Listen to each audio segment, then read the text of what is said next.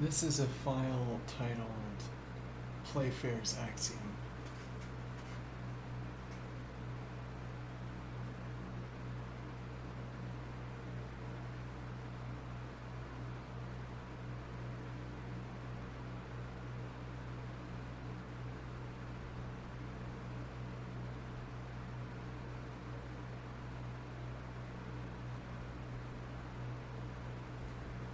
This is scaffolding.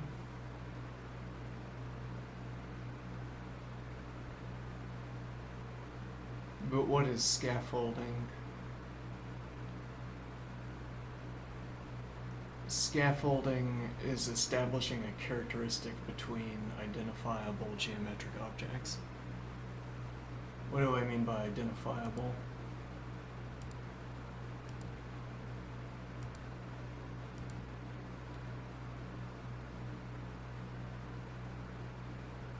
And now, even if I zoom in, ignore these 2 points, probably should be cleaned up. But okay, so these 2 lines, are they parallel? And you want to say, well, they appear to be. Meaningless. Meaningless gibberish. They appear to be parallel. Meaningless. What do I mean that it's meaningless?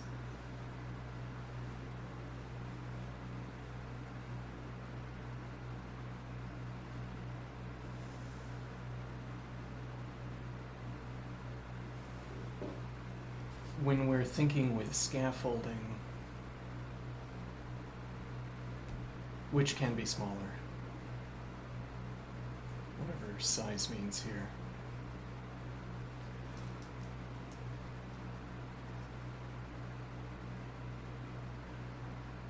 When we're thinking with scaffolding,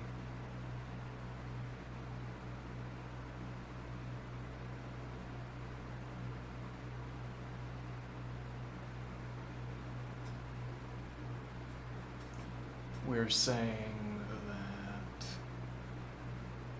we identify geometric objects. Though when we say we identify geometric objects, the only syntactic correlate to identification of a geometric object has been recoloring it red and then recoloring it black.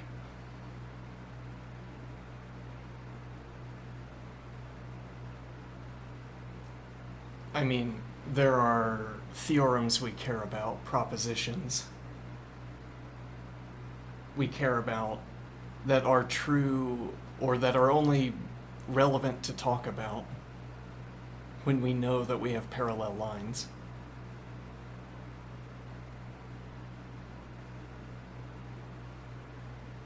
If these lines are parallel, if any pair of lines is parallel, and this happens to be one of the any, if any pair of lines is parallel, then we can construct between them structures that retain, that satisfy, that serve as the object of reference for theorems.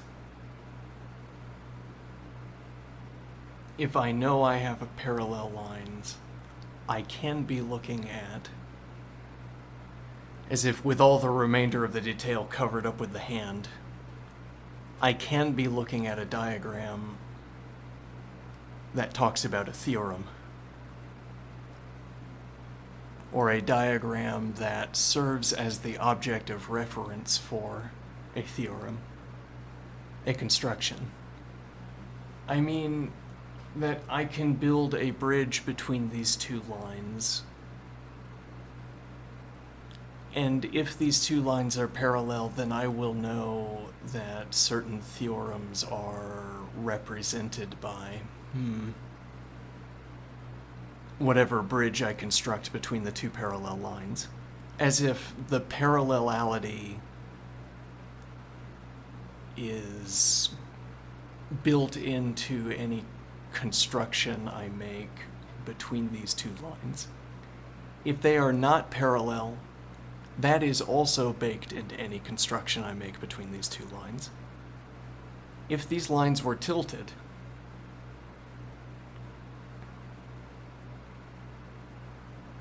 and I build a bridge where I think I build a quadrilateral. There's a better word. I build an equilateral that reaches across this line gap. But it's not equilateral. No, because it was constructed as if the lines were parallel. My construction of a putative parallelogram relied on the truth of various theorems about parallel lines. If the two lines are, instead of parallel, angled towards each other, then what I constructed, this seeming parallelogram, is not a parallelogram because the lengths of the two sides are different.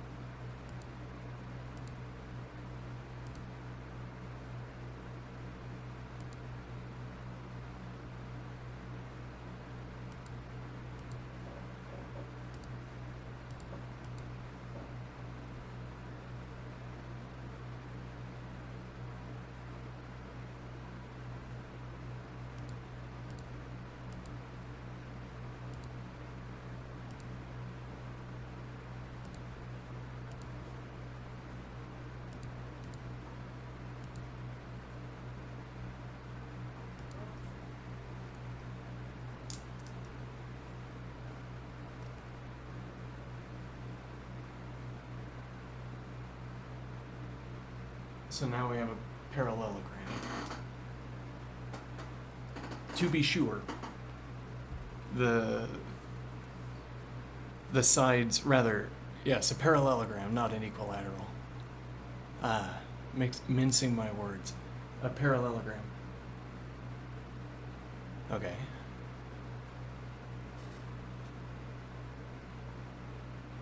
Because I know these lines are parallel. Which lines? I know whichever lines need to be parallel here so that our constructive steps produced a parallelogram are parallel. As it happens, that was initially perhaps STQR. I don't recall.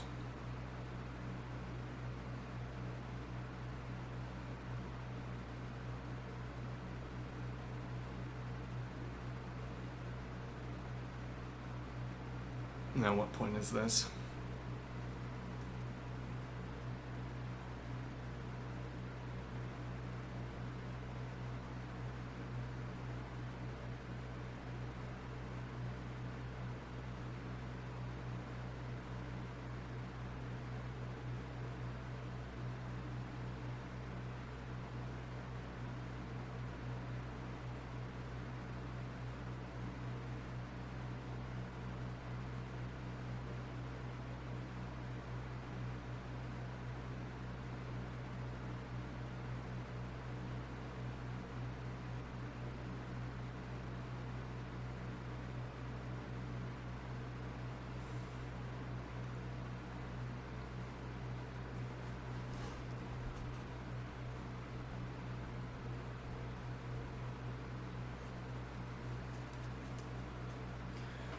We're saying that if we know that these two lines are parallel, we have, we don't need an if there. We have a collection of constructive steps that produce a parallelogram. I could deploy those steps just here, though I can't specify them perhaps by talking about parallelogram characteristics because I haven't constructed it yet. But if I only talk about the lines and rule-based projections through points, I can specify the construction of something that looks much like a parallelogram. The more like the parallelogram, the closer the two lines are to being parallel.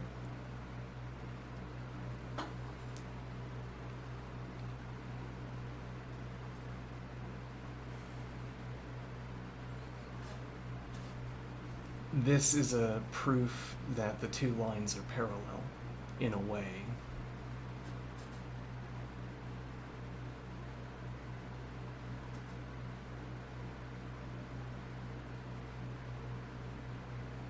These are constructions that establish parallel lines.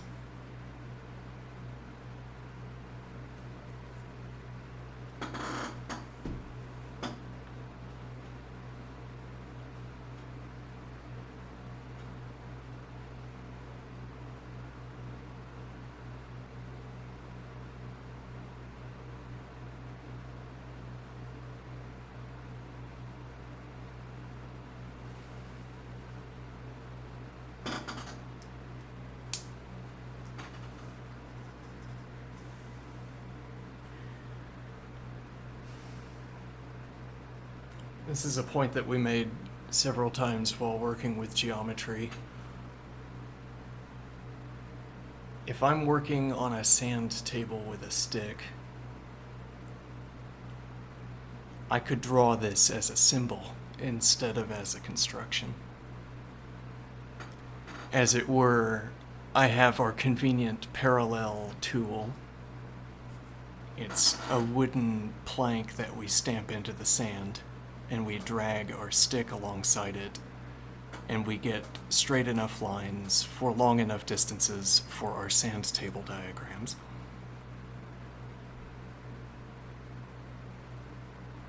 How close to parallel the lines are is how close to parallel the sides of the wooden plank are.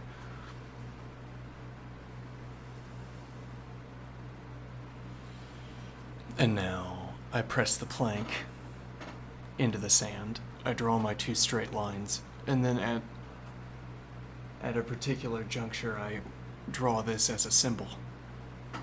There, a symbol that I draw off of the ends of the two parallel lines. And then I suppose it is my assertion that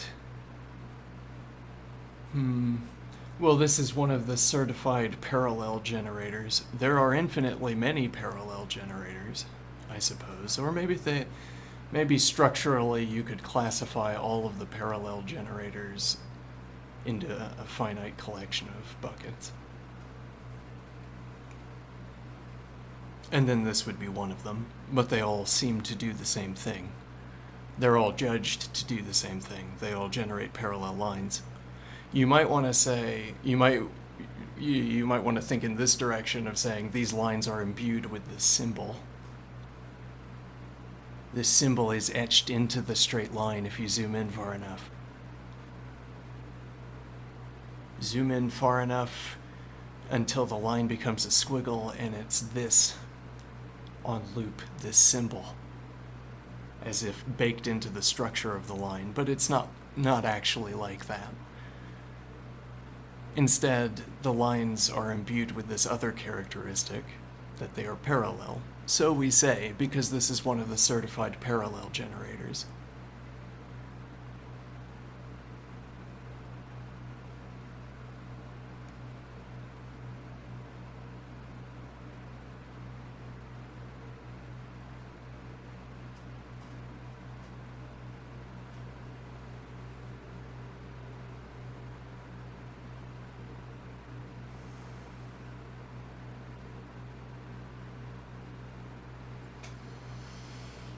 Well, and that idea of the parallel lines being imprinted with shapes, symbols, the idea of having this symbol baked into the parallel lines,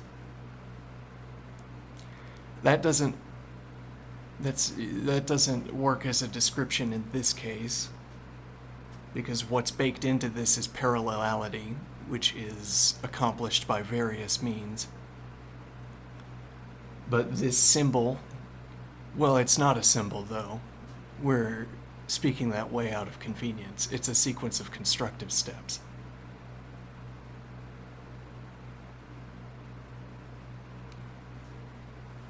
If this sequence of constructive steps was the representation of a computer, it would be much more intricate. Okay. I have a starting point in the symbol.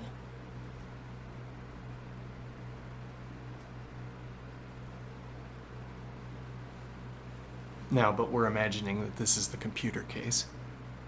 So you'd have to layer on additional detail. I'm going to follow the points because I know the constructive process for this symbol. So as I trace the points, following through on the constructive steps that generated what we see here,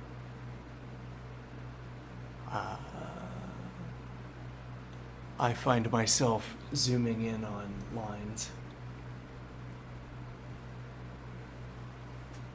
And when I zoom in on lines, I find more constructive steps, more detail, which tells me where else to look.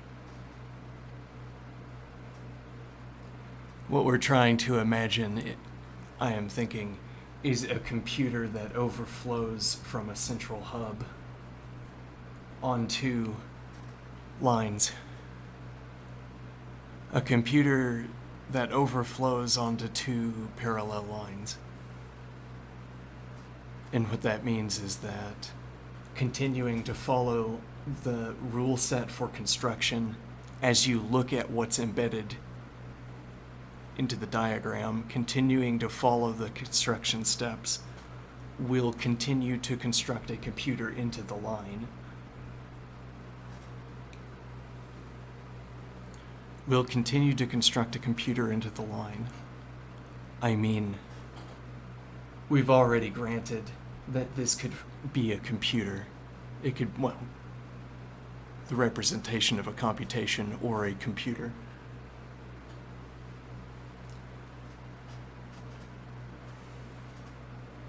So its representation would be in these circles, points, lines drawn between points. Okay. And if I zoom into the interface between the computer and the line, as I continue to zoom in, I continue to find more detail. Why is that? It's because the line is continuous with the computer materially. So I am thinking.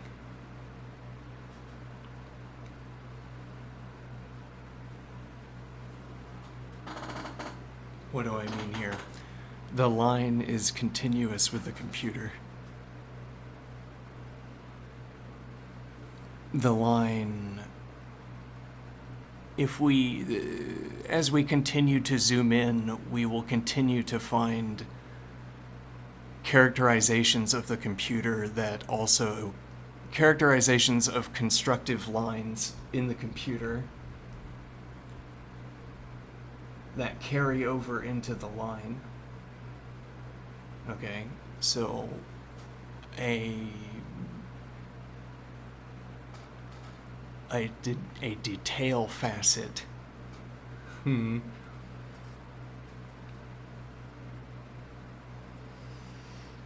As it were, I keep finding structures in the image of the computer that we've constructed. I keep zooming in and I keep finding regularities in the in this circular line, for instance, this greater, larger structure here. I keep finding more and more detail.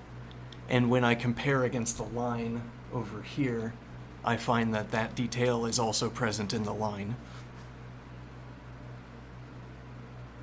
Whatever patterns, well, I keep finding at any rate patterns that are present in the circle that are present in the line.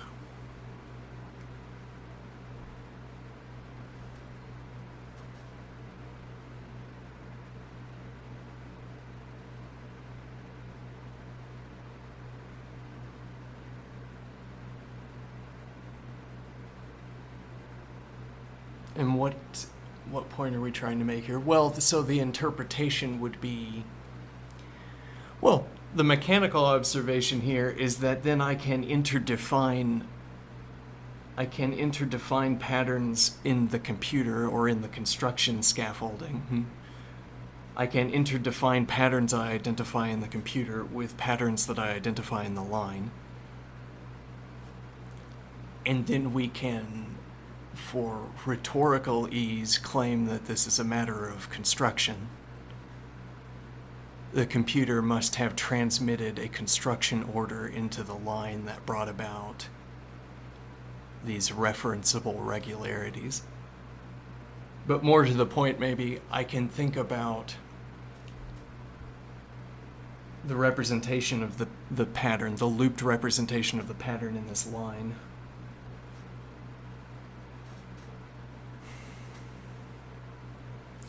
As being the sequential continuation of that pattern as it was embedded into the computer.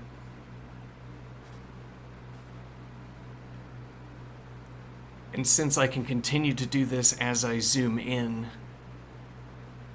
what I think is happening is that the computer is transmitting a pattern from its own representation into the line through construction.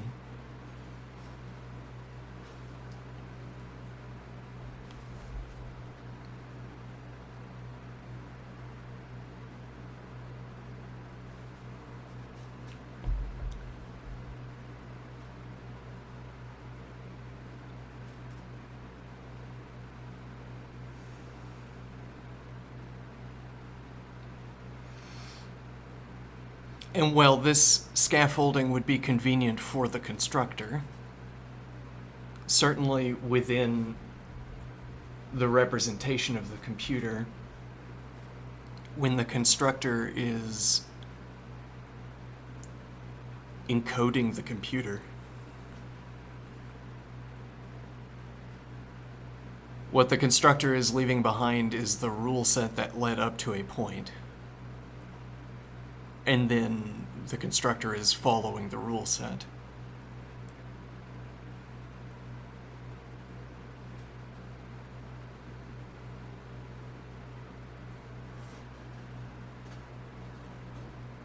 By some means, by some method, the constructor of the computer is following a rule set that continues to render a computer. If I follow along with the construction, I arrive at the construction steps sequentially. So the constructor is choosing the sequential construction, doing so in such a way as to leave behind a path where when I read the path, what I read out of it is a computer. That tells me where to look next.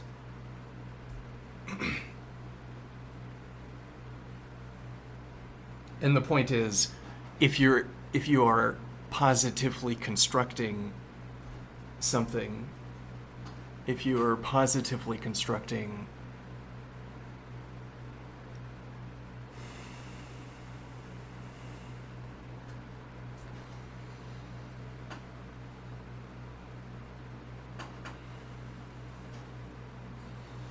having your recent constructions to reference to inform your upcoming constructions is valuable.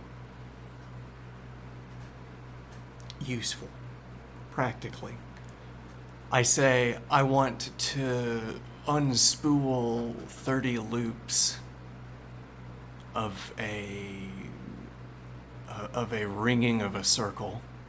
Okay, I make touching rings around a circle, and I want to leave some number of them before I broadcast another segment and then generate counted circles on that segment, for instance. This as a pattern of construction where you can represent information. So, motivated construction.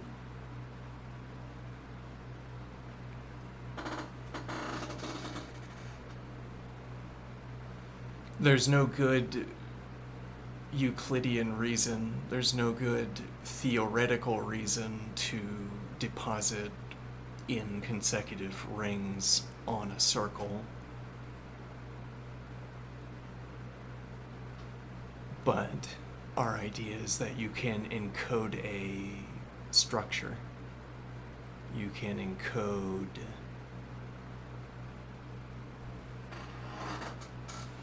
by making these finite structures, you can encode, let me think.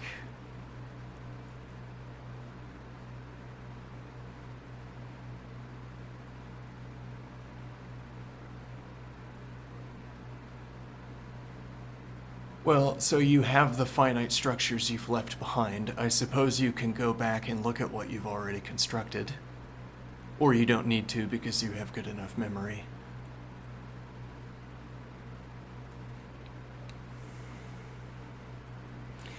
Go back and look at what you've constructed, and what is the idea here?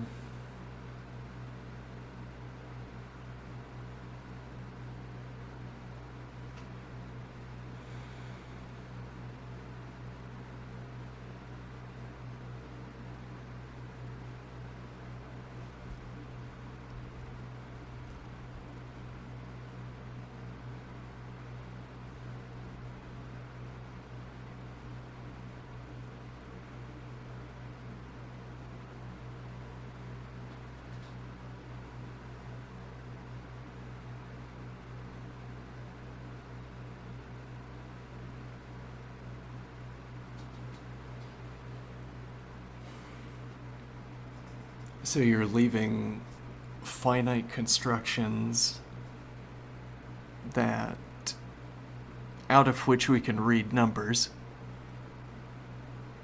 So ringing a circle, this means I deposit a circle on a ring and then I place a just touching or arbitrarily buffered circle on the ring, and then I deposit another touching or arbitrarily separated ring on the circle until I have deposited some specified number of them, after which I generate another segment and begin depositing rings on that circle as well.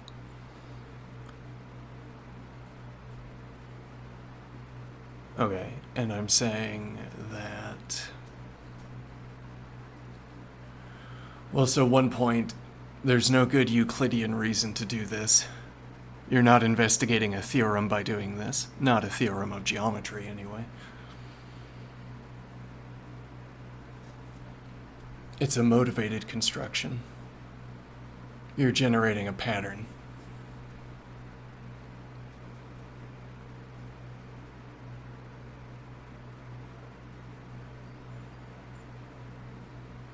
And this pattern references what you will find in upcoming frames. You pass from one frame to the next because after reading some section of the construction, you know where to look next.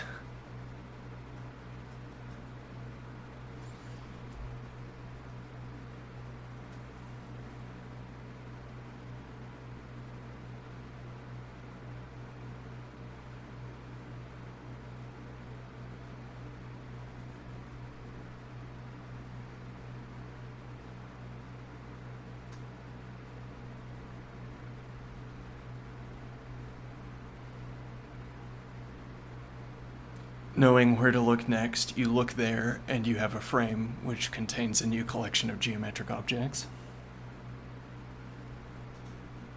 Ready for reference.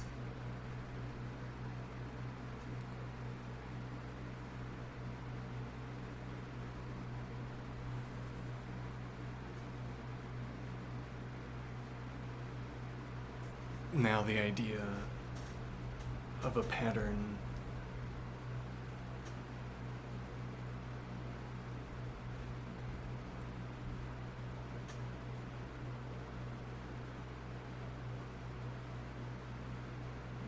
here.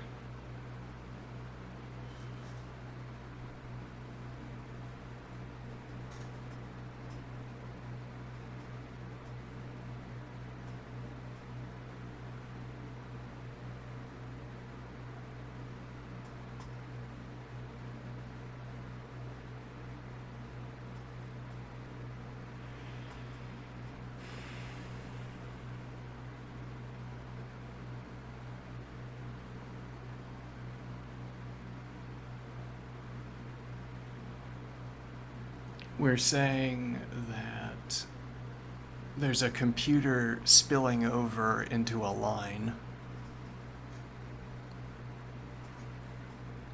And this was a nonsense phrase unless we could give it sense. So we started talking about how this construction imbues these two lines with parallelity. We generalized, hopefully, from that idea to supposing you could encode a pattern into these two lines.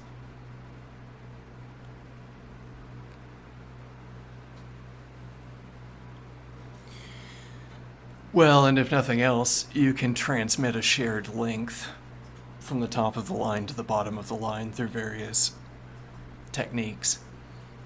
You can transmit a line length. Okay, and if you preserve that line length, which can be done easily through various geometric techniques, you can continue to use it as a unit of measurement for ring width. And you can count off ring widths. And then, well, you can count off ring widths either while depositing or not while depositing, or while not depositing.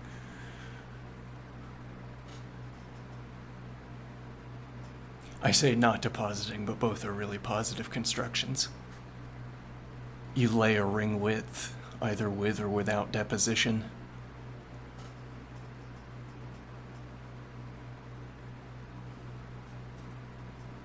And now, by maintaining rules for ring width, for when you place lit rings and when you place dark rings, you can maintain, well, whatever correspondences can maintain across a gap.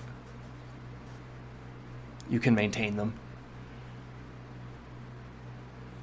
Which is to say, if the constructor on the top line and the constructor on the bottom line agree to maintain the same ring width, and they agree to, well, if nothing else, they could follow the same rule set for depositing ring widths.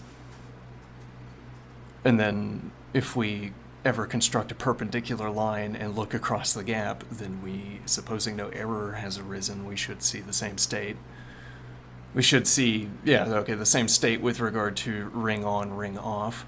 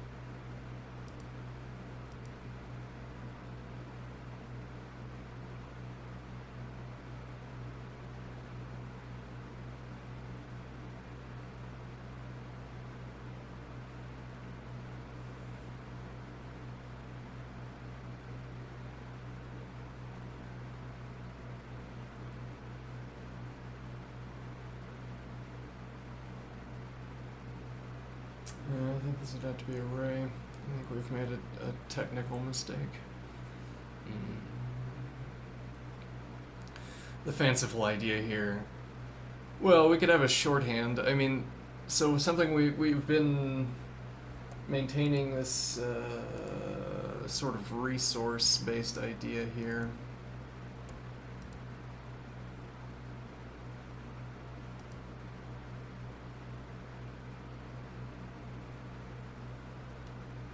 What do I mean by this resource-based idea? I mean that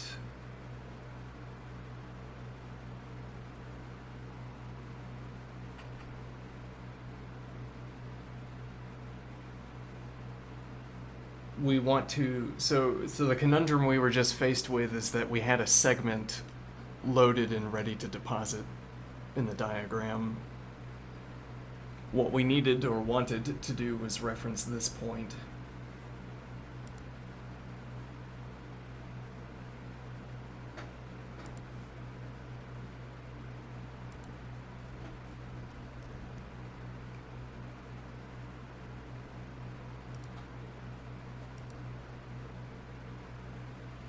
Okay, but we couldn't do that with a segment, we had to do it with array.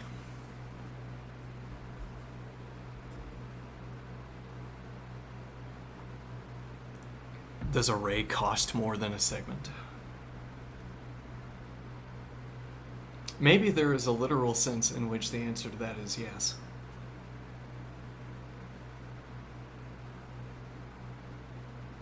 As it were, if this is more expensive to hold in the computer, electrically expensive, by whatever, in absolute, in down to the decimal terms, down to the fraction terms. If it's more array costly to have these arrays than to have segments, yes, there's some extra cost. But it's more like you want to accomplish, as a matter of style, well, as an opinion on style, you could want to accomplish your constructions with as few types of lines. Or you might even have a preference for segments when you can find a way to use them. Like if you can construct something using only segments, and then through a different constructive routing you can use arrays, you choose the segments only use, or the segments only approach. Okay, and then you never have these arrays that are extending out into the distance. And then on some occasions you'll find that despite your best efforts, you have to use a array.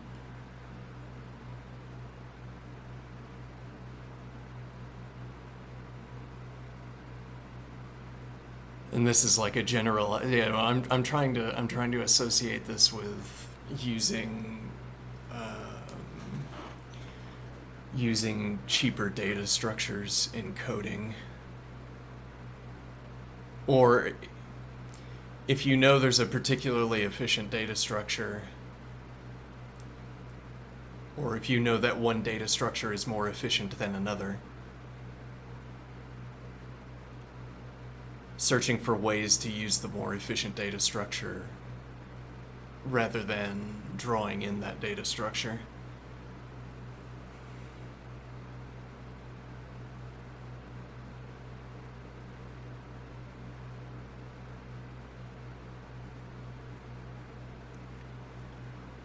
And the idea would be that you have to construct a different implementation using the cheaper data structure.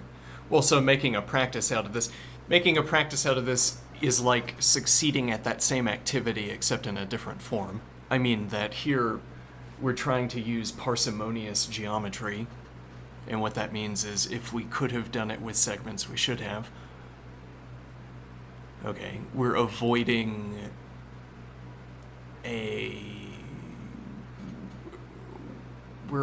a construction.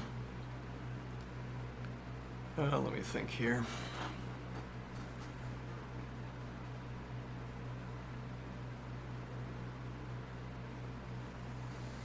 I'm trying to use the same categorical terms between the case of avoiding an expensive data structure and avoiding the use of a ray. A ray offers more facilities. I mean that if you should require a distant point, if you have to know that a point is on a line with, if you have to know, let me think.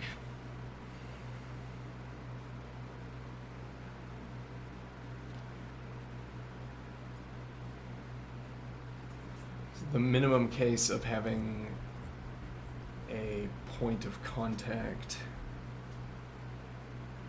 that array produces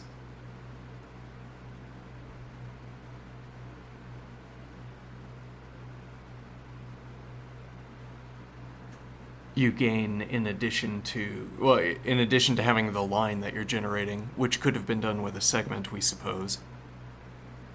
You also have whatever the ray strikes after passing through to the other side. Whatever a ray passes through after it arrives and continues beyond whatever we were using it to designate. So if we're designating a position on the side of a circle using a ray, okay, then we get our side of the circle, but then the ray continues beyond.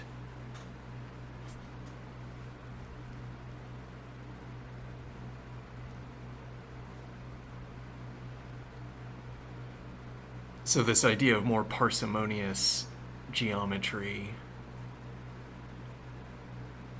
we get additional facilities for using a ray.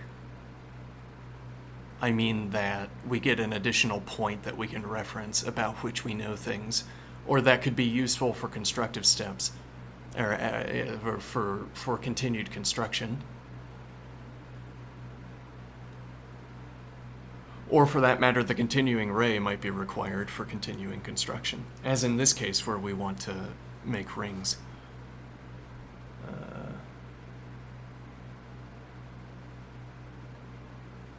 Yes, well, here's a construction we can do real quick.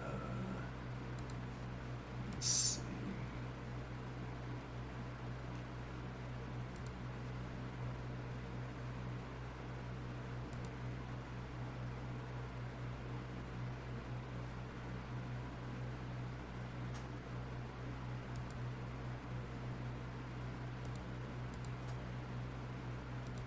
I suppose we get points of intersection for free.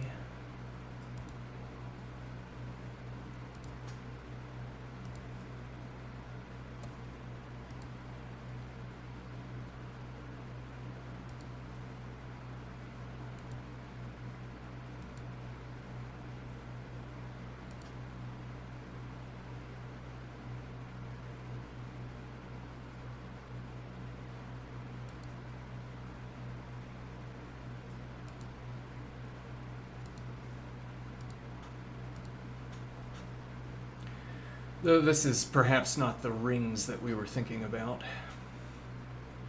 I wanted smaller rings compared to the lines. This is a minimal demonstration that we're not talking about the empty set.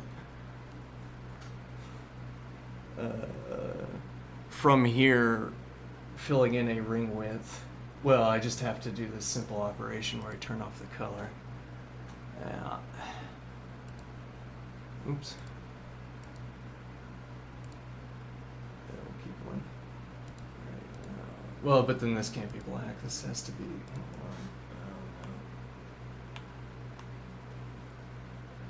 This has to be some additional color. Well, no, we only have to do. Ah, yes. Okay, I see. Wasteful of resources.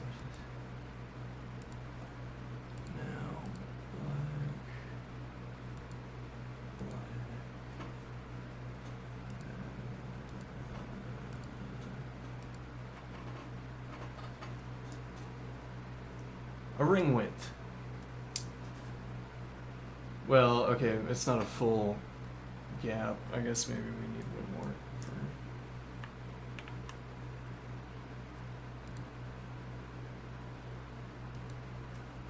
more Alright, I have demonstrated the capacity to have an on state and then an off state.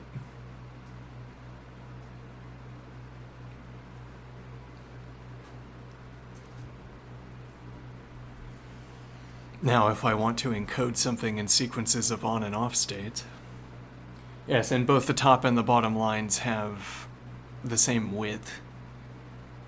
So if they follow the same rule set, if they tap out the same Morse code, they're going to have the same output on top and bottom lines. Though then the interest we had was in allowing the two lines to develop independently, and then we could rely on certain structural regularities, constructive regularities, to make cross-gap querying more efficient.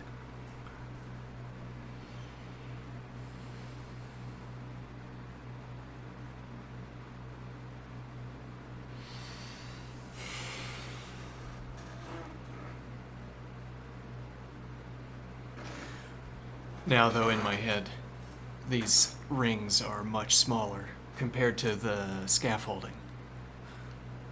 Well, the original idea was that this blue line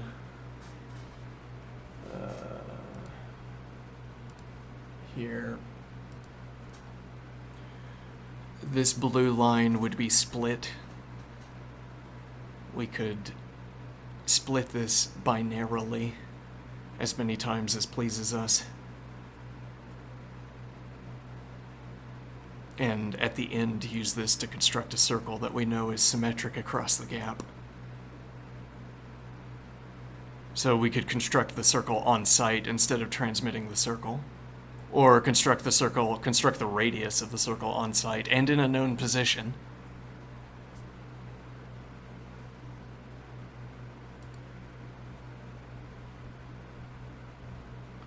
Yeah, the candidates for known positions here are limited.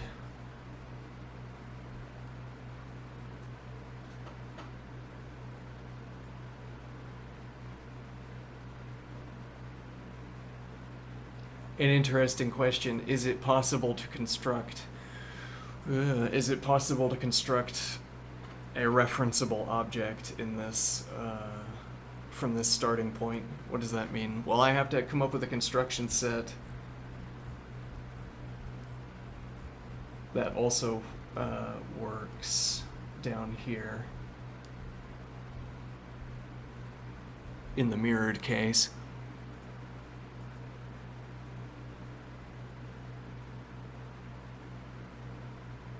If I am going to manufacture the ring radius on site.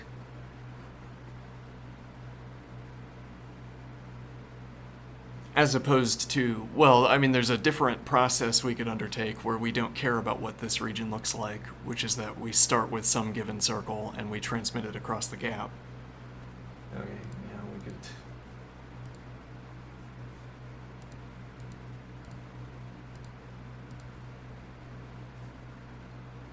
Yeah, I mean, there's no... It's costly to... We can make the same point further out. Alright, so... Yes, okay.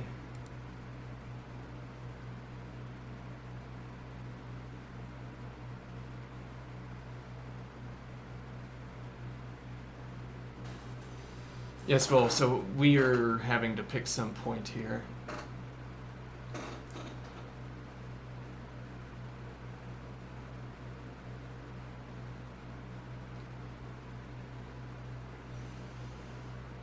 The idea being that we're going to make a circle. The line that points straight up is a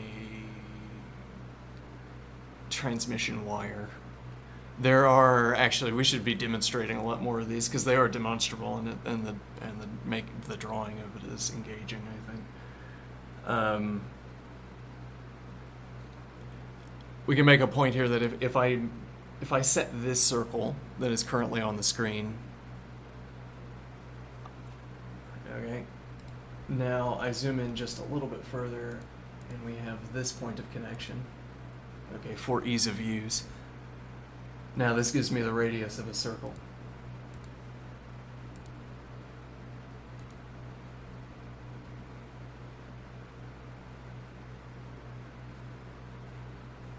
Okay.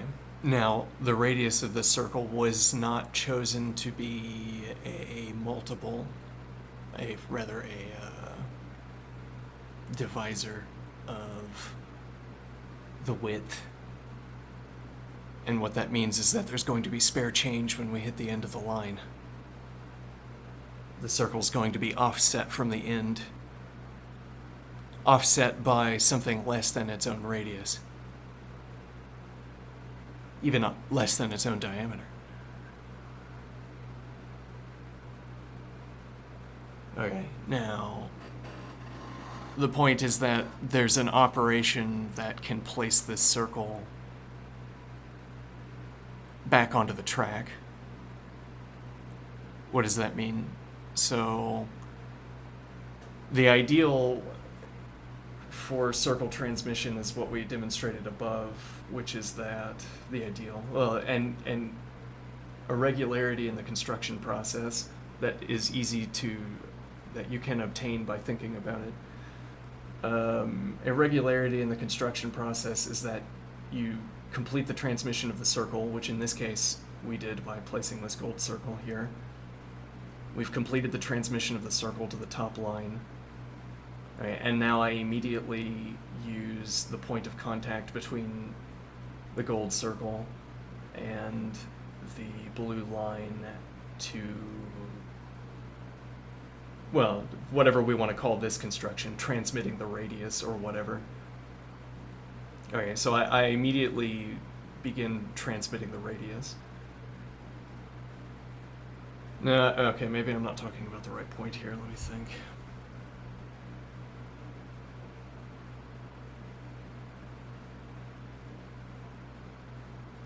Well, okay.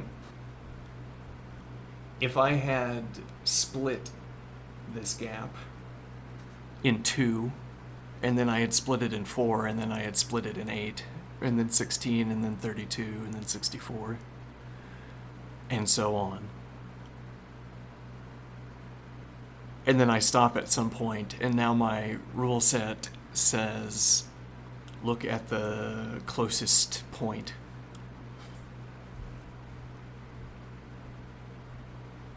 Okay, that is the radius.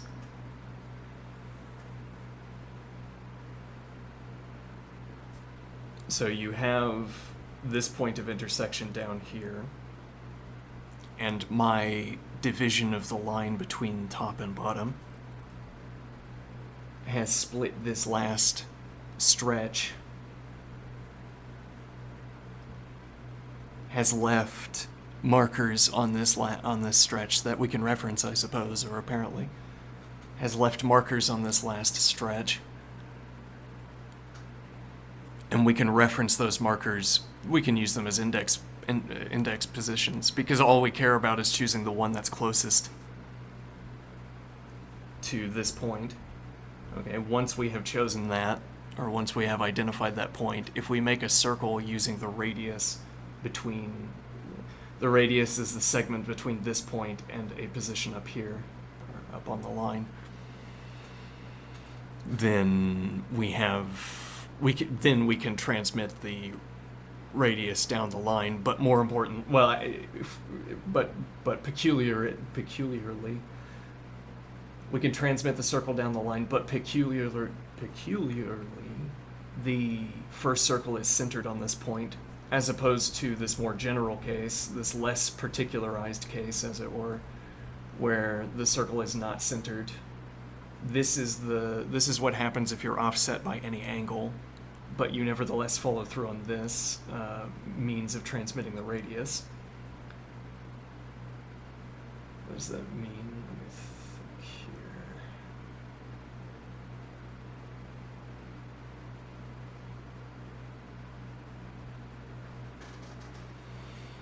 This diagonal line onto one of the parallel lines, this is a procedure you would undertake whenever the radius of your circle meets a certain, let me think. We could do this with small circles. There's no reason to use memory to do this. We could do it on the screen mechanically, and it'd be easier to look at.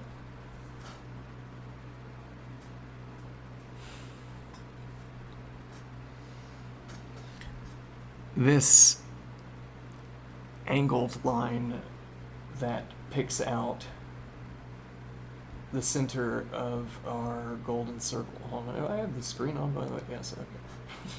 You sure? Oh, hold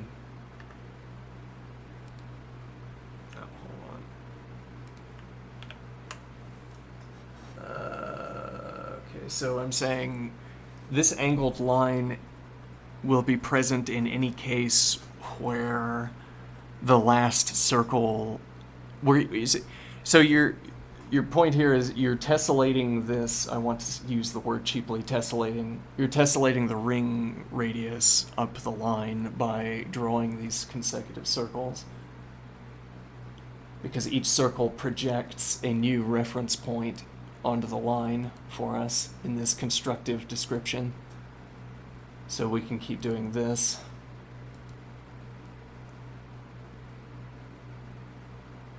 Okay, now, if we were going to cut one of these circles short, if there wasn't enough room before the parallel line,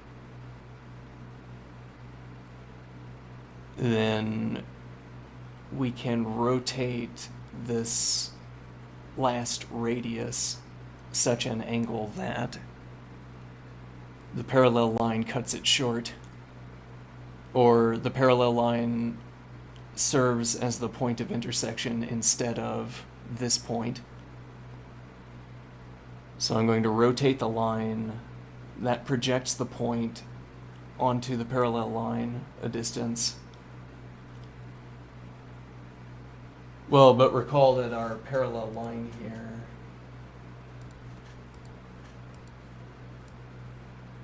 is like this.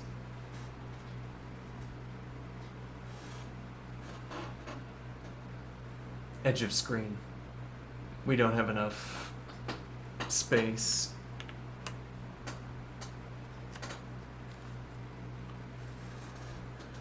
We don't have enough space for the last ring. So instead, we rotate the last radius, which the last radius extending off screen. We rotate the last radius until it fits to the parallel line. Okay, and then we use that as, well, that's our copy of the radius. However, that copy of the radius does not center on this perpendicular line, or it doesn't center on the corresponding point. So our circle stack here is centered on this point.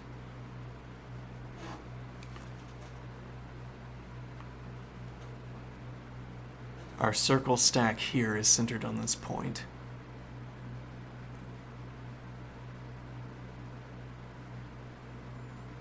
But the end of the stack is not centered on this point. Instead, the other end of the stack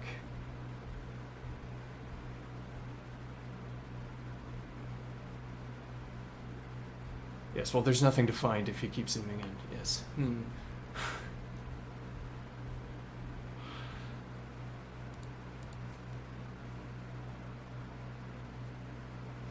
At the other end of the stack,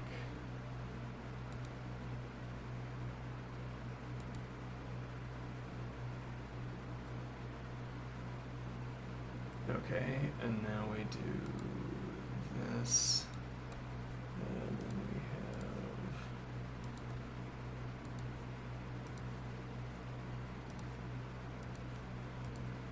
have how much more expensive is it? How expensive is it to recolor?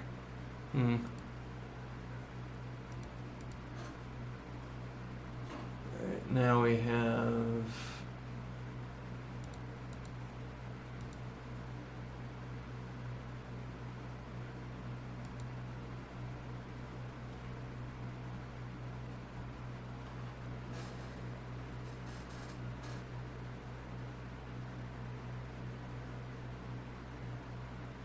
So I say this is the more general case because at some scale, every off radius length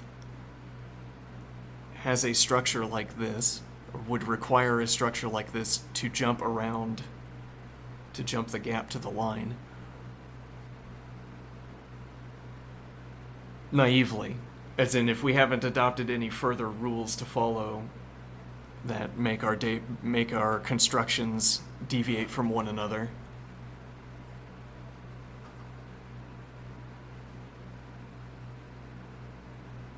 Then every such construction would have a step like this, which is mirrored in the larger structure here with the passage from U to W.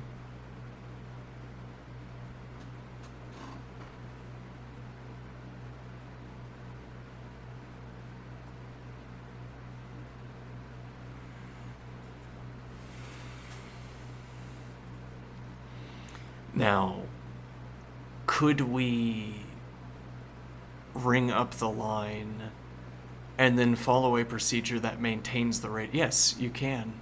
It is possible to transmit length. I have heard it is possible to transmit length across gaps like this. Who's been telling you that?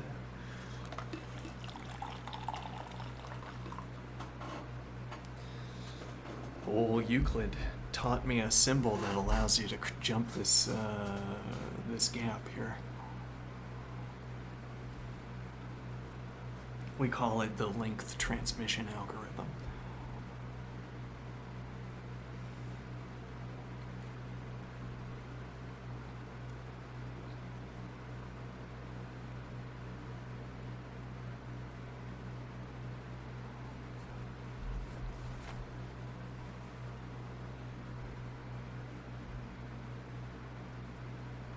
The length transmission algorithm.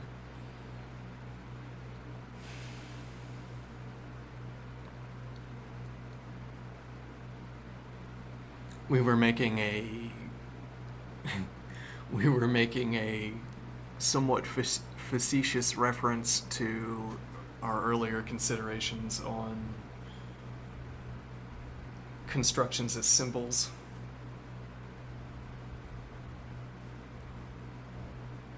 Never mind. Okay. Let's see. What am I thinking here? Well, okay, so the idea there might be an algorithm that can replace this construction sequence. And the point would be that we still obtain the centered last ring. Well, yes, and the only so a point here is that these colorings, in a way, these colorings are like a way of encoding the difference between the top and the bottom. Where on the bottom we have 3 of the same color, and on the top we don't have 3 of the same color. In this case, the difference, this is off color because it's involved in the constructive step of transmitting the radius. Whereas there is no ring on the bottom that's involved in the constructive step of transmitting the radius, at least not in a different way. I mean, the typical way for one of these circles to be involved in transmitting the radius is this repeated constructive step comprising an arbitrarily high percentage of the constructive steps. I mean, that I could keep placing this radius here and not encounter an edge case until I hit the very end.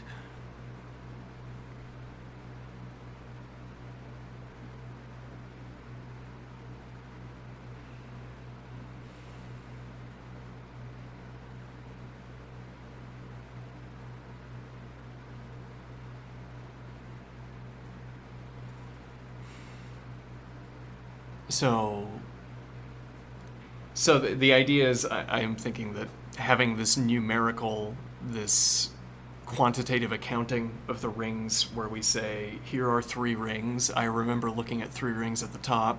They're the same kind of rings. They can be placed according to the typical constructive step, or apparently they can be placed according to the recentering construction. Okay, and now if I say these 3 rings are all the same color, as opposed to at the top where they're not the same color.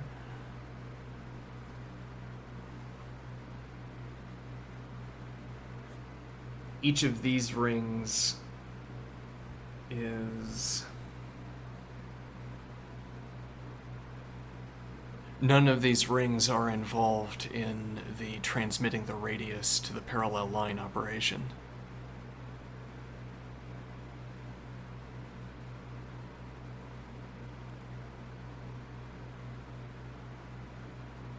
They're all involved in the traversing the gap operation.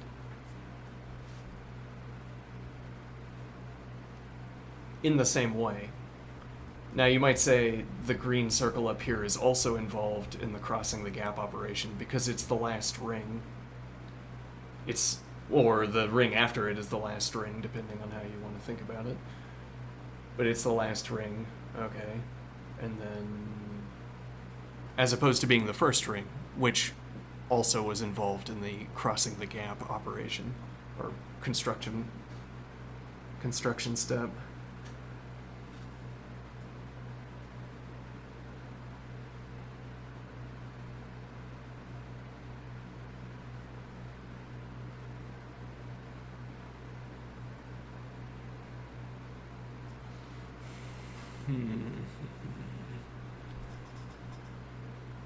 Maybe this isn't such an interesting point of distinction. Let me think.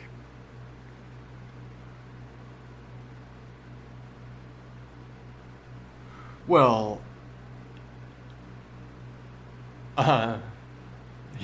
you could transmit back a copy of the offset.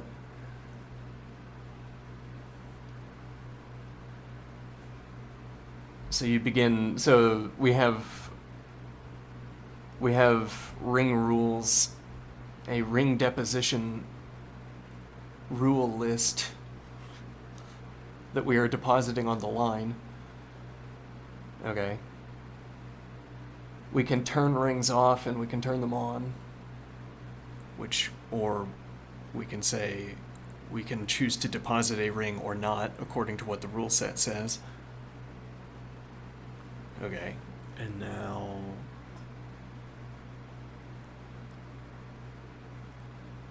we're saying that we've transmitted the same rule set up and down alongside the ring width. We've transmitted the same rule set up and down. And now, if I don't talk about absolute distance, but instead talk about ring positions, we suppose we're going to be able to maintain a 1-to-1 correlation of same value. We'll be able to maintain the equality relation across the gap. That relation obtaining in pairs, the pairs being value bottom and value top. They'll always be the same. The difficulty being that we're offset.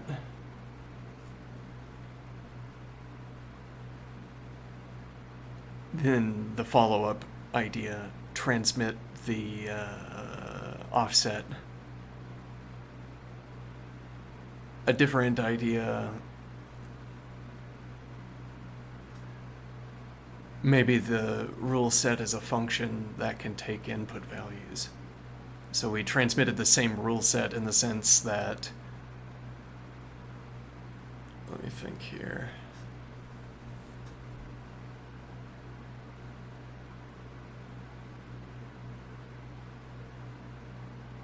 We transmit a rule set from bottom to top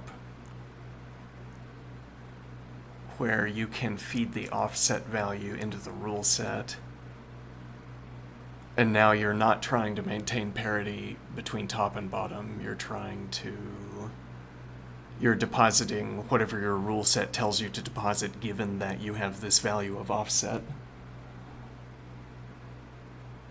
And then you transmit the offset.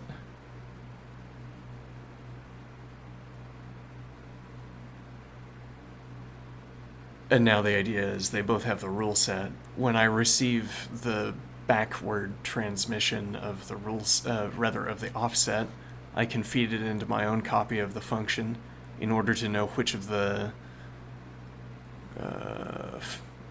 functional output, to know what rule set you followed up to this point for depositing rings. As it were, I can, when I receive your back transmission of the offset length, I feed it into the function, and I use this to know what your ring deposition was. To the extent that I need to know, I suppose.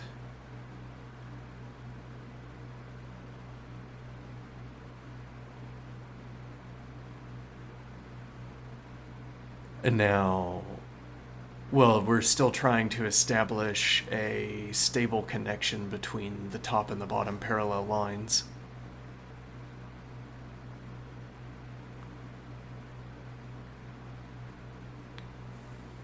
Maybe the resource cost here is that we can't both perform our side constructions and at the same time calculate what the other side is going to be producing.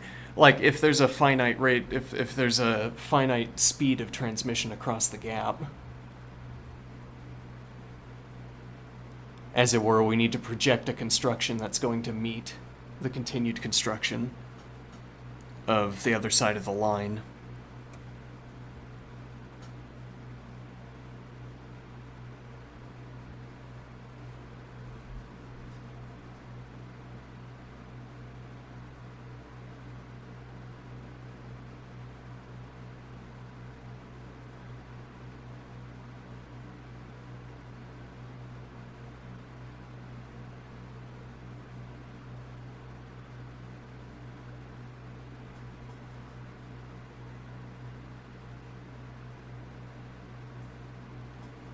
So we're saying we have to anticipate what state their construction will be in.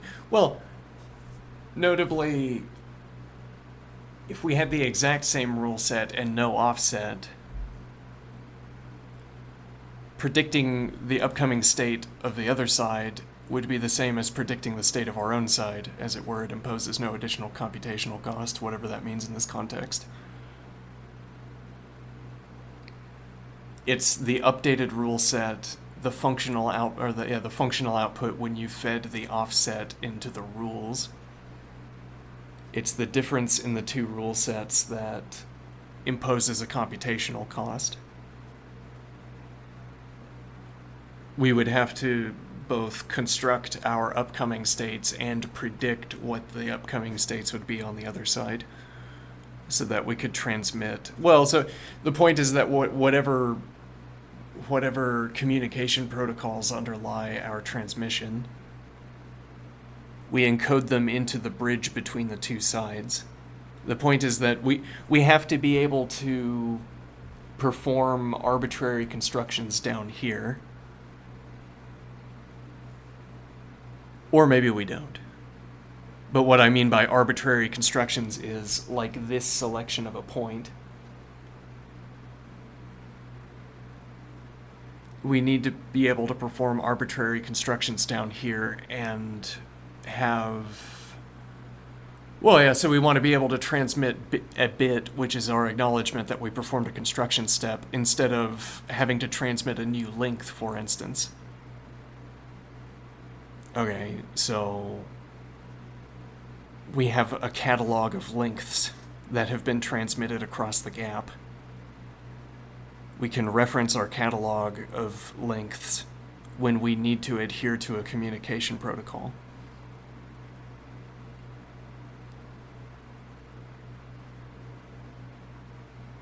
And then when we want to design a structure that has a given length baked into it, or that comprises units of a given length, we can take that length out of our toolbox and transmit merely the standard, or transmit merely the name of that length, so that we don't have to undertake the costly procedure of transmitting an actual length again.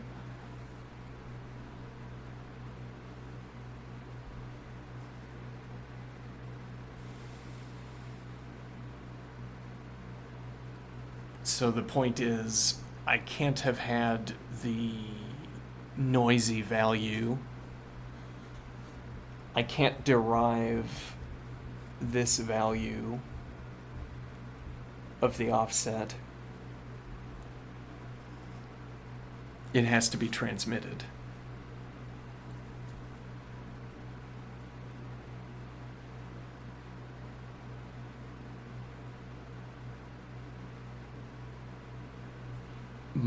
But what that also means is that my communication protocols... let's not think about this as happening on... let's not think about distance on these two lines as happening in a kind of time. Let's think about crystallized growth off of a line. All right? So there's a crystallized growth building up off of the line. There's a corresponding crystallized growth that's building downward. Okay. Now, knowledge about the offset, the noisy offset value. The top half has the noisy offset value and can build that value into its construction. The bottom line can't do that because transmission hasn't yet completed. Transmission of the noisy length, which takes time. Well, it takes constructive steps, and what else is going to be our proxy for time?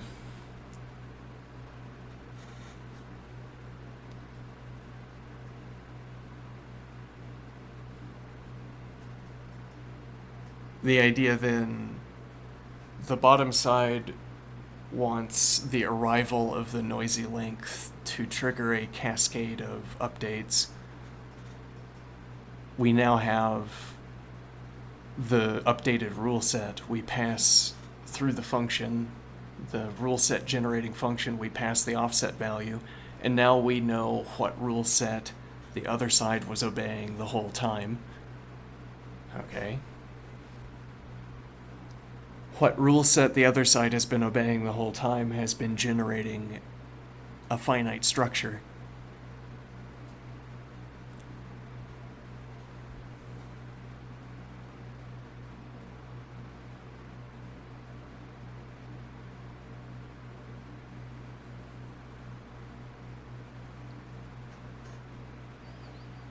And so, whenever the finite structure from below that is not informed by the offset value meets the structure from above that is informed by the offset value, well, one point is that you get transmission of many, as it were, industrial length values for free. What do I mean? If the finite structure from below comes into contact with the finite structure from above, whatever your construction lengths were while making this finite structure will be referenceable. As it were, again, you get the transmission of all of those values for free. So I, by default, zoom in some amount. It doesn't matter what the particular value was. But then I reference lengths, so I'm making this up on the spot, but I reference lengths by what's on my screen, what fits within my window.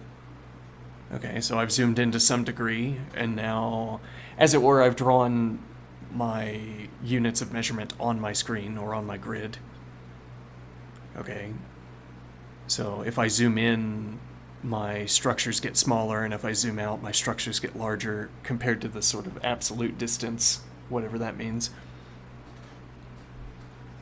Okay, now we suppose we zoomed in approximately the same amount, but we don't know that we zoomed in exactly the same amount. And maybe we can't establish zooming in exactly the same amount. So instead, we form these finite structures, and now whatever lengths fall out of our initial zoom value, there must be baked in systematically to any constructive crystal.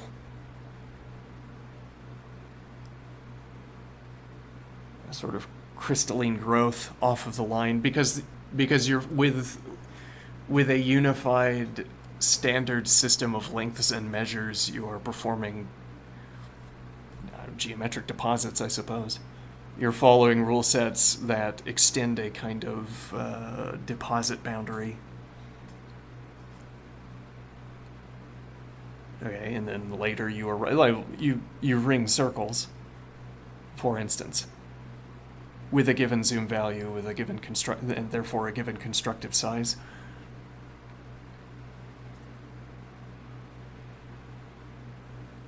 Okay, and now when there's contact between the two finite structures, you get reference to lengths in the other structure.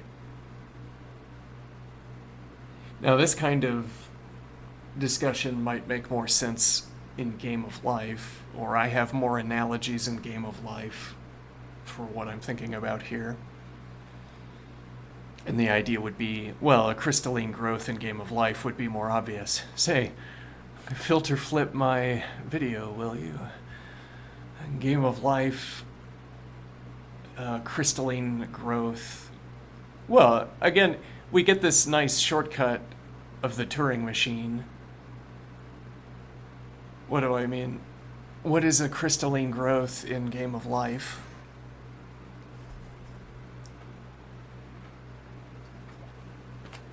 I'd say at the scale we're required to talk about, there isn't a crystalline growth that merely falls out of the rules of Gull.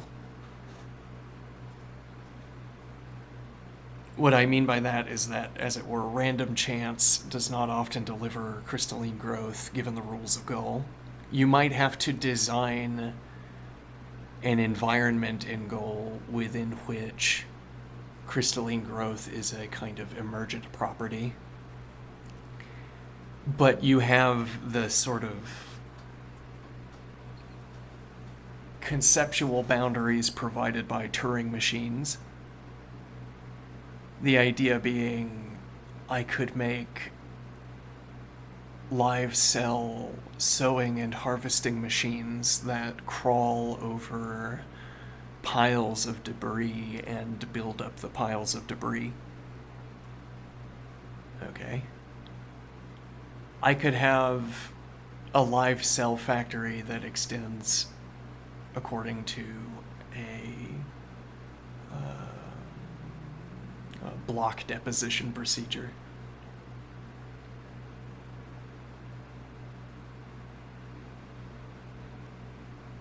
And well, we might not call that crystalline, or we might say that then we need to step back the awe with which we're saying crystals, with which we're saying crystalline.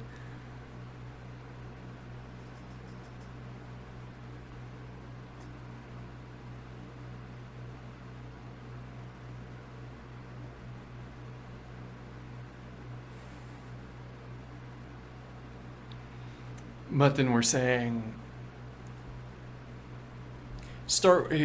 given a minimal pile of debris, whatever debris is, we make a machine that references the current state of the debris in some way, and in a rule-based manner deposits the next layer of debris. That would describe something like a crystal. You could probably tailor my description a little bit to make it more obviously talk about a crystal like a stalactite, which is maybe not, well, it's like the output of a depositive process. Crystals are an output of a depositive process. But a stalactite, or whichever one's on the ground, maybe the stalagmite, the deposition structure is going to lack various regularities that crystals are going to have, so it makes them less suitable as objects of reference. I'd have to think about how the paradigmatic mineral crystals form. I don't know enough. Let me think here.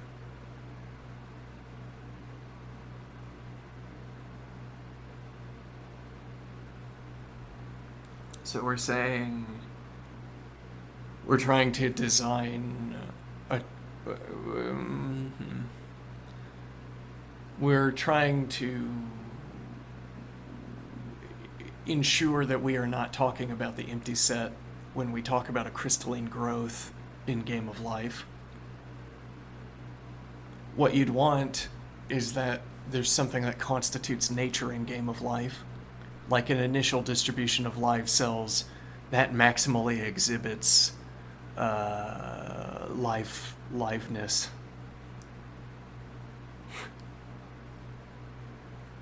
As it were, the rules of goal inversely determine what nature should be in Game of Life, so that if you imbue the initial state of nature, you would see something interesting.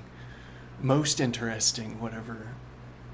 However, interest is serving as a quantifier here.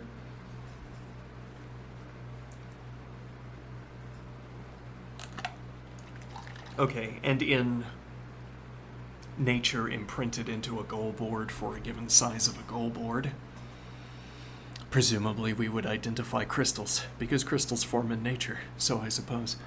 And then we could talk about, well, we'd have a baseline, or we'd have something to point, we'd have a good candidate, a persuasive candidate for goal crystal.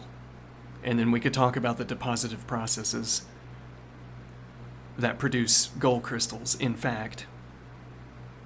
If we could identify multiple instances of them and find out what led to their coalescence.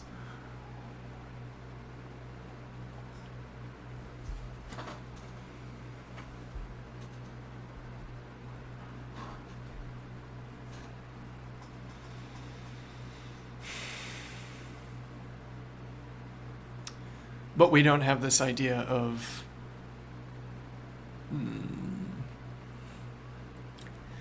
like the goal rules are the focused light from a lens, and the lens is the definition of nature and goal.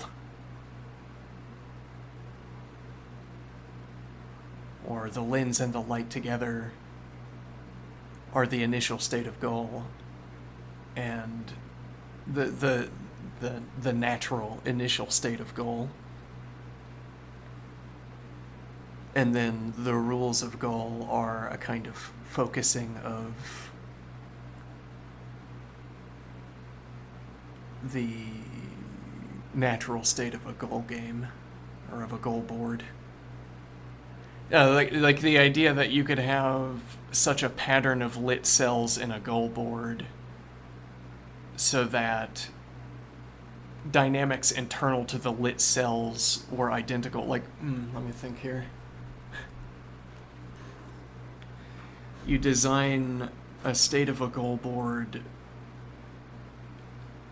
so that the rules encoded into the lit squares never disagree with the goal rules.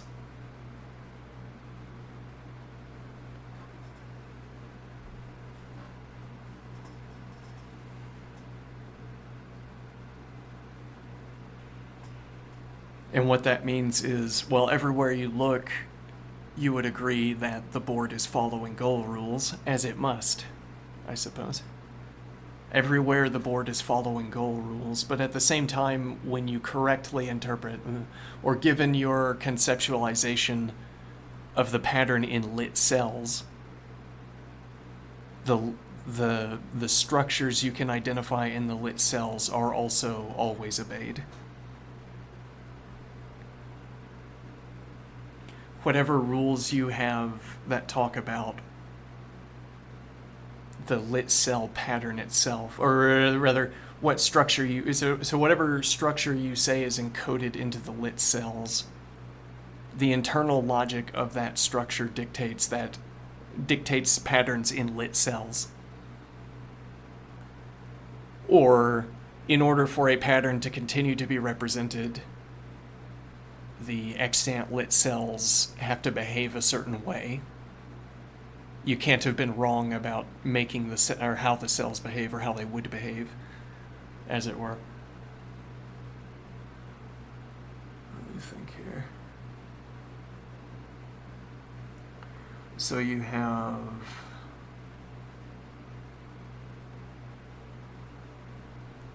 So we encode an initial state into a goal board, and we play it forward, and you find that it is filled with numerous wondrous dynamics.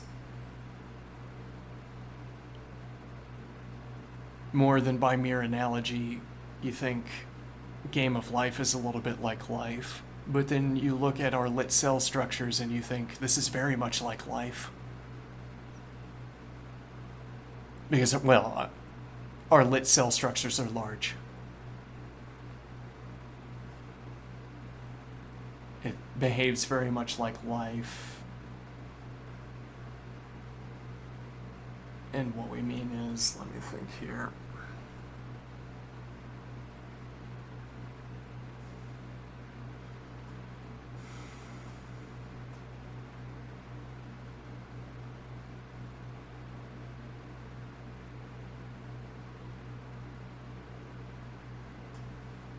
Like nature.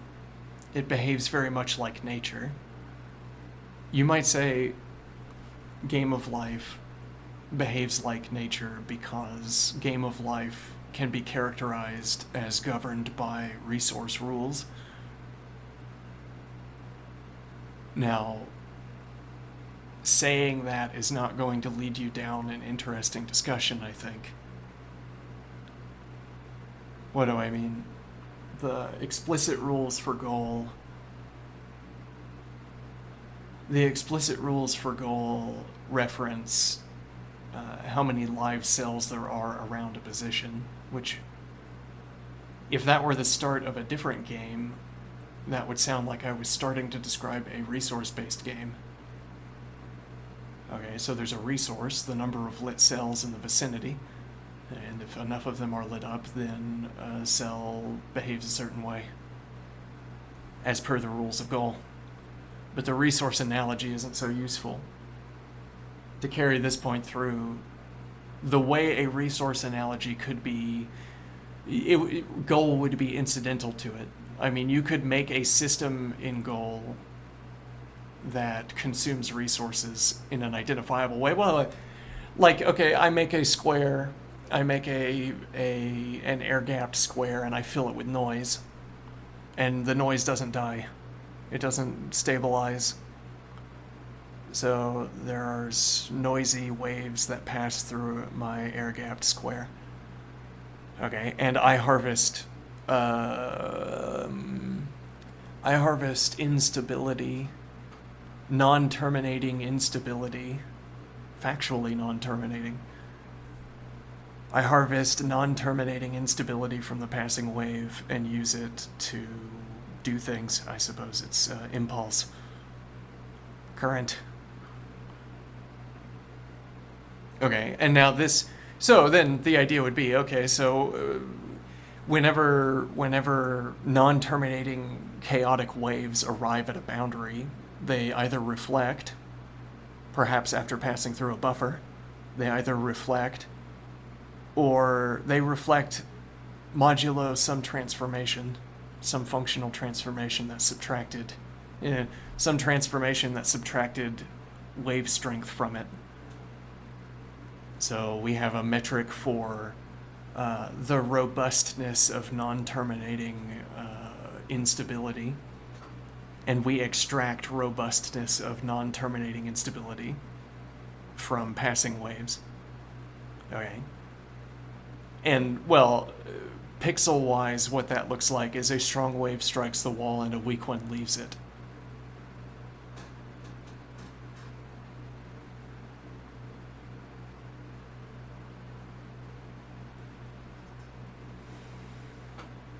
And now, this is more obviously a resource-consuming structure.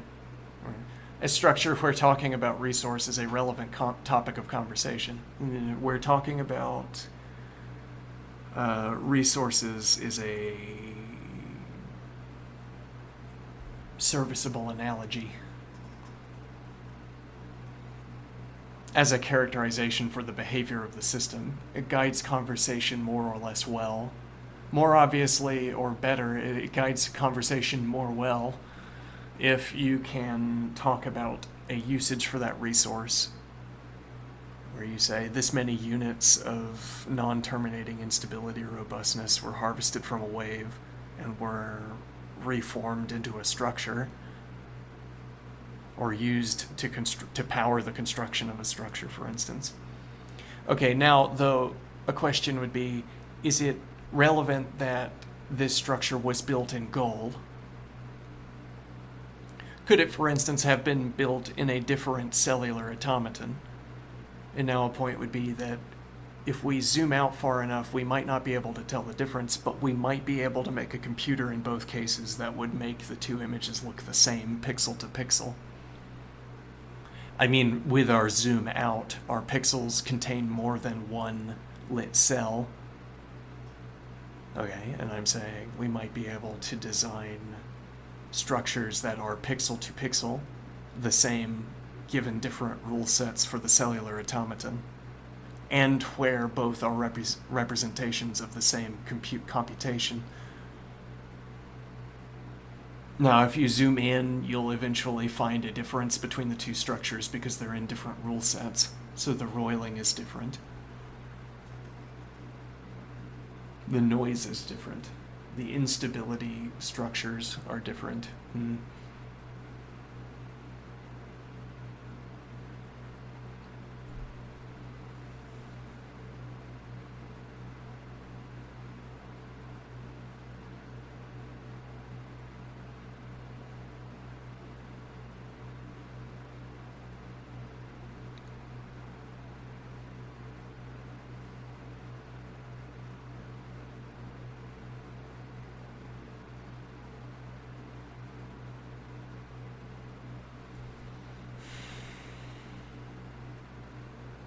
Now the idea would be that it is a goal automaton as opposed to a different rule set, or that it is an automaton at all. Both become incidental to representing the structure. The resource-based structure could be represented outside of a cellular automaton entirely.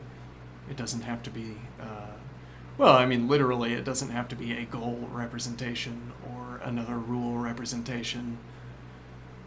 You can represent this rule set for the resource consumption. You could represent it in myriad other ways. So at how far you have to zoom out to represent this resource-based engine, it ceased to be meaningful that you're describing goal. You're talking about something that could be represented in, again, myriad other ways. So I guess we want something in between, where when we capture a wave of non-terminating instability, there's something about the CA structure. There's something about the rules of CA that make our construction interesting.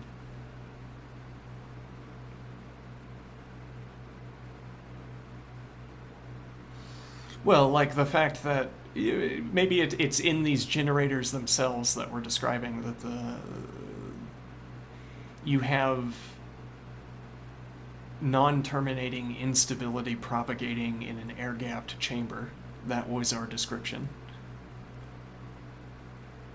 Okay, and what this means, I could show you in a Sierpinski triangle generation, in a Sierpinski triangle representation in goal.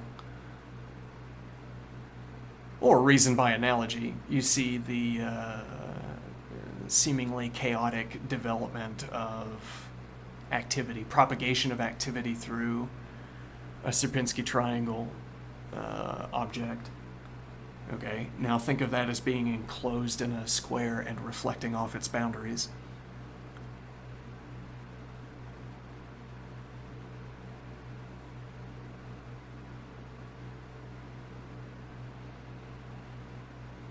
And now the idea is that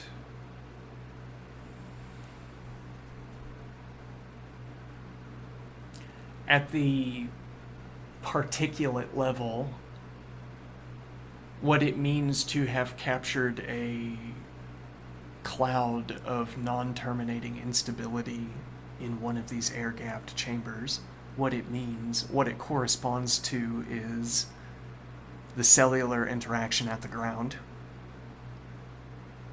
All up and down, you know that it's cells interacting when a wave is striking the edge of one of these chambers.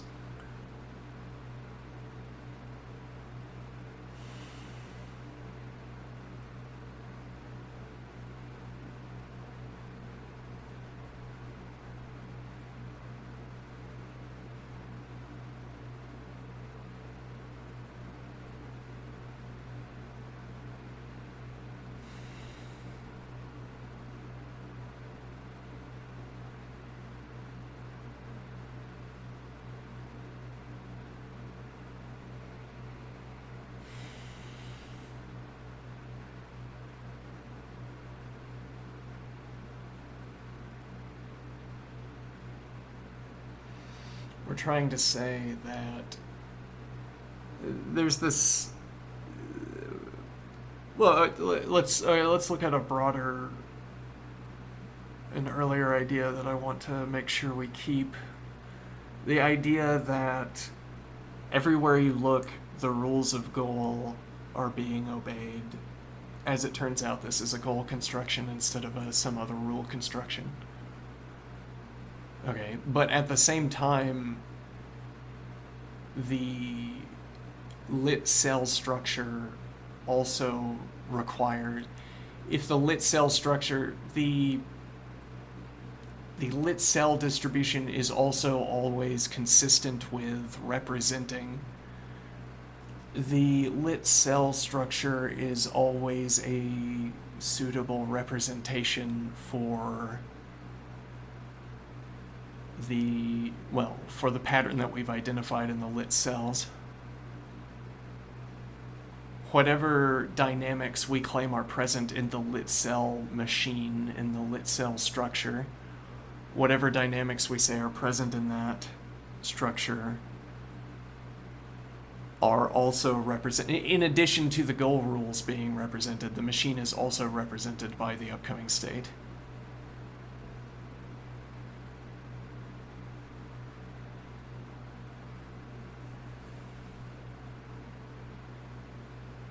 Now, but isn't this true of any stable structure in goal? Isn't this class too broad?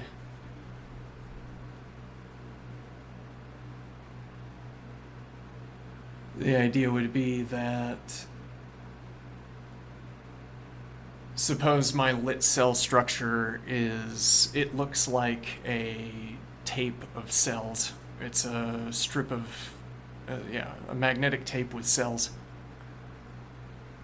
Okay, and I have constructed a machine that lights up one cell at a time and then passes to the next cell, taking advantage of the density fact that if you completely fill in, if you fill in a region beyond a certain density, then it's going to collapse to close to nothing, which will then collapse to nothing, given CA dynamics.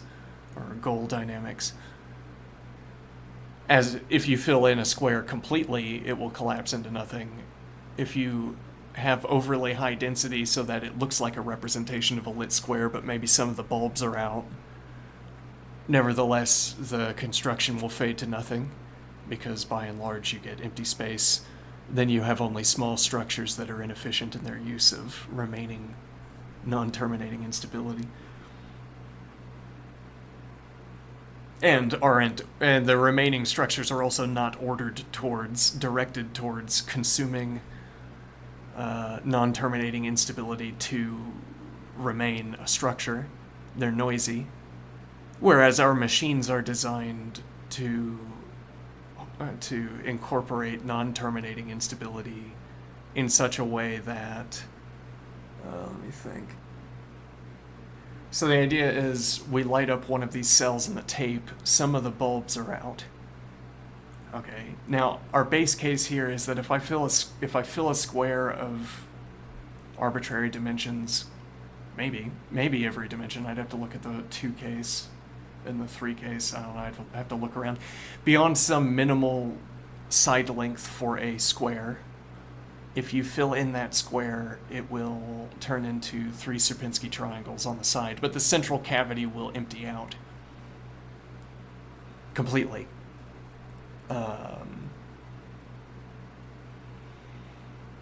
Okay, now, so if I light up a square but some of the bulbs are out, or respond sluggishly, then in the next state I won't have a complete collapse. I'll have islands around the dead bulbs, interestingly.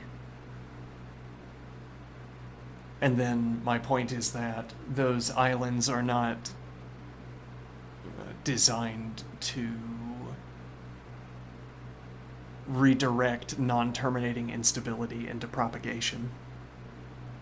So they'll either become stable and dead or gone. Stable and small, rather. They'll either become stable and small because they're not propagacious. They'd have to expand orders of magnitude for us to call them not small. Many orders of magnitude, let's suppose, because they're initially so small relative to our cell tapes, or our tape cells, rather. So one of these residual islands of live cells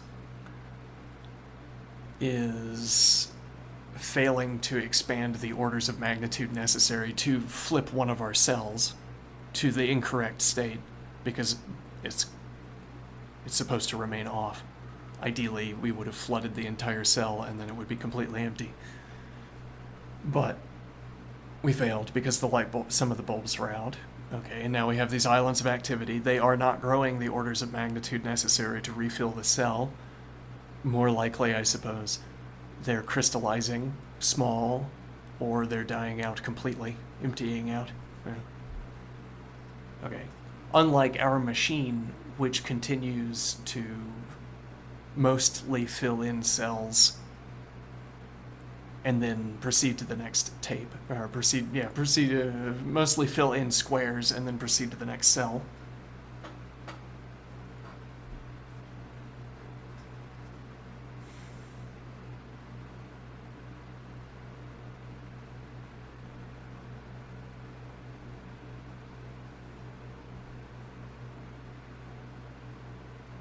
Mostly fill in squares and proceed to the next cell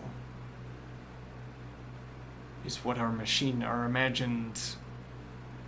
Yeah, so we were saying we want a construction and goal such that in all places the rules of goal are obeyed, but also in all places the rules of our structure are obeyed, so that whatever the goal rules bring about, it is a suitable representation for, a serviceable representation for our structure. In our practice, that would mean when we want a cell to light up, it does, and then it subsequently goes mostly dark. Okay, and we pass from one cell to the next. In all cases, we pass from one cell to the next, and that's what we were anticipating. And similarly, in all cases, anywhere we look, the goal board passes from one state of the goal board to the next, which is also what we expected. Now, but we were thinking of something more like something with less obvious structure, so that we could remain lost in its boundless complexity. It's just a heat distribution. Apparently. I mean, if you freeze frame the initial state of nature in goal, the correctly retro-generated initial state of goal, where again the idea is that we take the rules of goal and we treat them as if they were focused from a lens. Okay. As it were, if you watched the unfolding of nature from the initial state, you would reach the conclusion that you would correctly identify the goal rules. As in, there's a whatever the lens method, you pass through the lens, this projects your goal rules onto the table, and so the idea is you take the goal rules and you retrogenerate what the initial state of nature would be. Yeah, but what is the connection here exactly? So somehow when you watch the unfolding of nature, you'll inexorably be motivated to write down the rules of goal.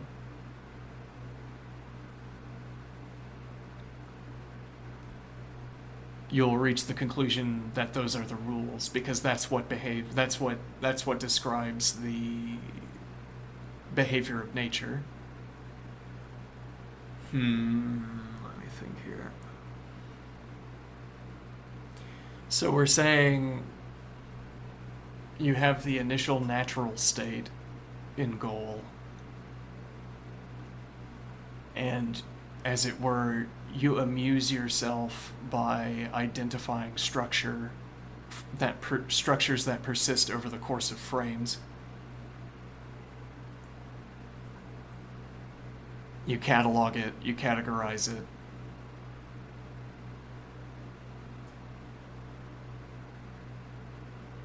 And now you can identify circuits, loops. You can identify structures that are self-perpetuating or that pass through. You come up with categorization schemes for the behaviors of structures that persist between frames.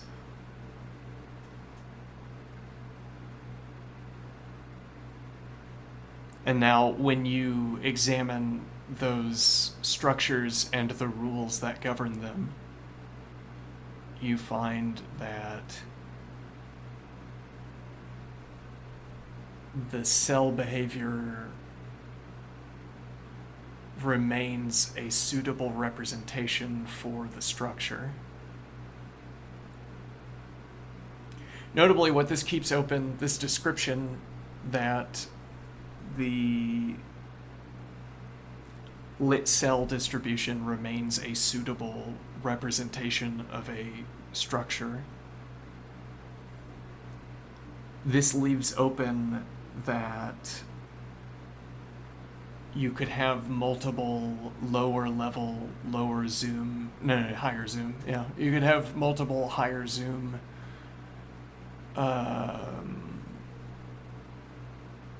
states. If nothing else, there are small collections of lit cells that you could blank, and the machine wouldn't fall apart, is what you'd want to describe. So you could take a given structure, blank out an individual cell, for instance, and now you have at least two cases where the machinery doesn't go awry, supposing that there's a degree of robustness about these structures that we're building.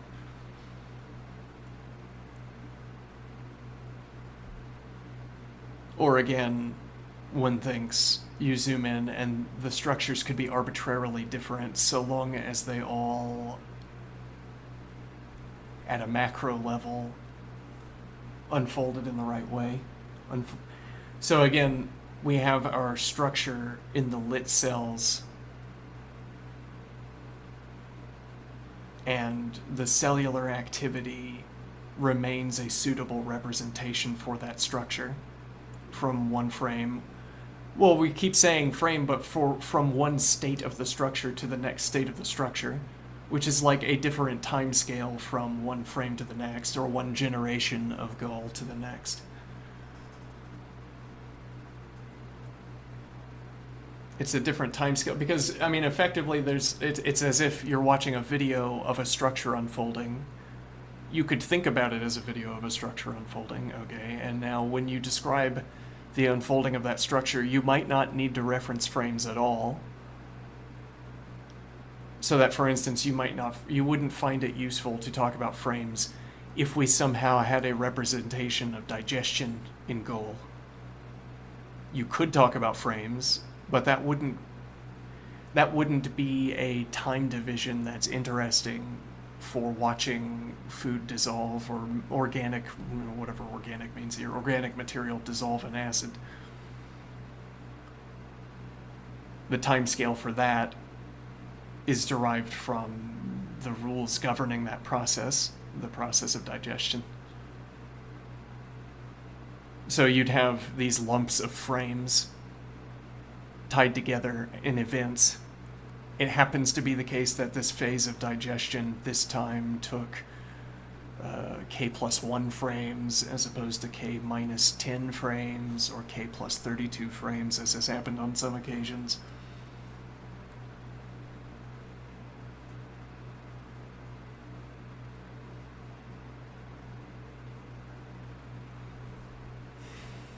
The point being, you have these quantified lumps of frames.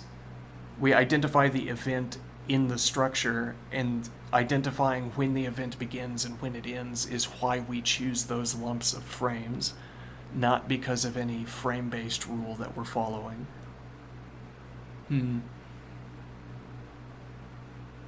As opposed to if I am talking about from one generation to the next of Goal, then I am explicitly talking about frame to frame. I mean, supposing I go on to talk about the frame to frame development of structures, presumably.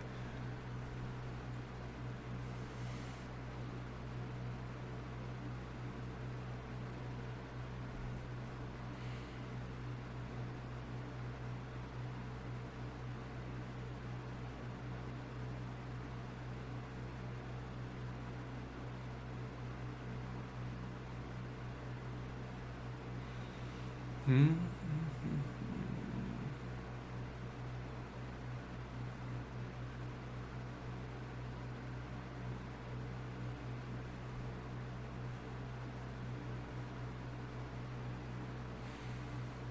Now the idea would be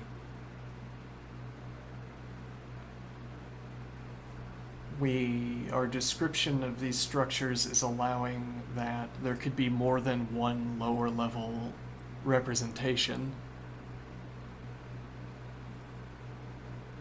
And that means if I had a higher resolution and could look at lower level cellular activity, there could be multiple states of lower level cellular activity that serve as a suitable representation for the macro effect, the lit cell process that divides up frames into lumps.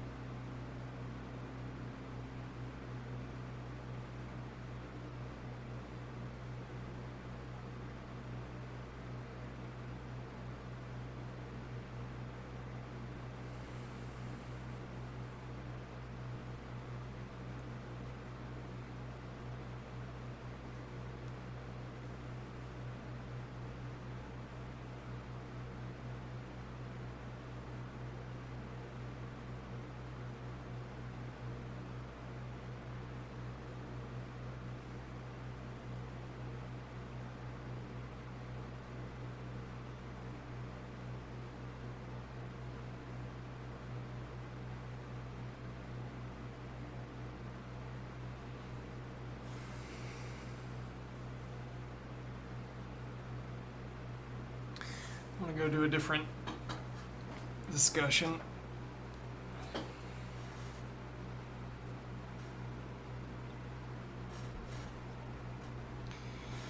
Imagine...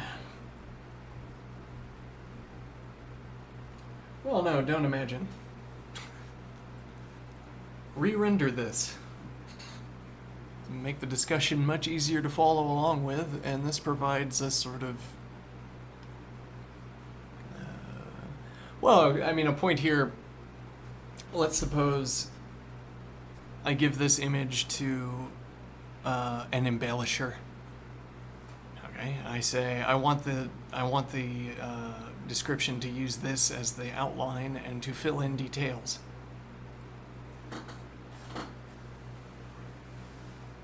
All right, and those details would radiate off of this structure. There would be regularities relative to the structure. All right. Why? Because I want it for rhetorical effect primarily. The idea would be to say, this is not itself a true to function rendering of complexity, but something that looks much like it is. Or rather, something much like it that is a true to function rendering would look like this, more or less. So when complexity radiates off of this structure like a heat map, radiates off this structure like a rainbow, then it's easy enough to bridge the gap to an actual structure that does the same. We make little hairs off of the major structures and then encode into them ring widths. If nothing else, this would be a method for making complexity radiate, making structure radiate off of this shape, this symbol. Whatever I could encode. Well, and you'd wonder, well, okay, so you attach all this complexity to the circle. You also attach, and again, render over this so that what I'm doing now makes sense.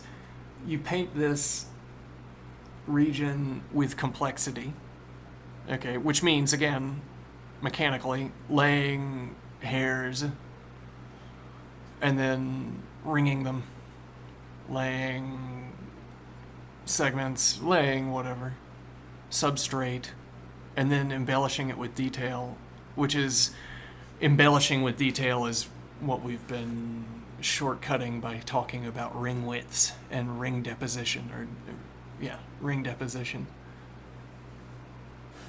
If nothing else, you could embellish this with nested ring deposition. Now, but again, you ring deposit on the circle and you ring deposit on the line. What's the difference? I mean, what is represented by the fact that some of these ring deposits are on the circle and some are on the line? If nothing, then the circle and the line, there's no point in having both of them. You don't gain anything by it. You could instead just have one straight line, for instance.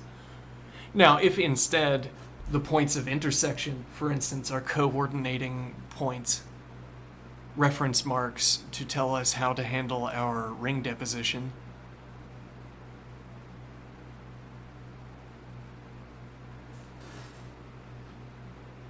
I might care about distance or ring widths from one of these landmarks. I might make that a reference point for my data structures.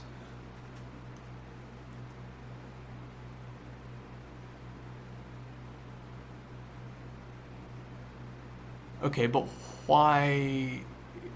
All we care about here is the value of the distance from, well, hold on, what am I thinking? So we are encrusting our constructions with ring deposition, which is a way of encoding information into a construction. Okay. And we're observing that we're wondering why would there be shape to it. So recall that what's on the screen has been rendered up so that it's more complex than what I see on the screen. Or what appears to me to be a simple construction appears to you to be quite complex. And we're wondering what function, what role do the circles as opposed to the lines serve? I guess there's the fallback observation that the spatial characteristics of the ring ropes, the spatial characteristics of the ring ropes determine our constructive steps. We can't, for instance, or don't want our ring ropes to overlap unnecessarily. We actively avoid it. Okay, so if I extend a ring rope far enough, it eventually becomes a question, am I going to extend this ring rope into an existing ring rope?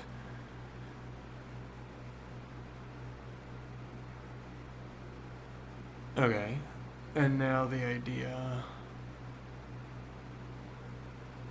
The spatial characteristics of ring ropes that grow off of these hubs determine what constructive steps can be applied, or determine the particulars of constructive steps, as when we choose angles that are perpendicular to a circle as opposed to off angle, or if we choose the same off angle for all the lines around the circle, for instance, and we stick to that off angle so as to in a rule-based way avoid overlapping our ring ropes.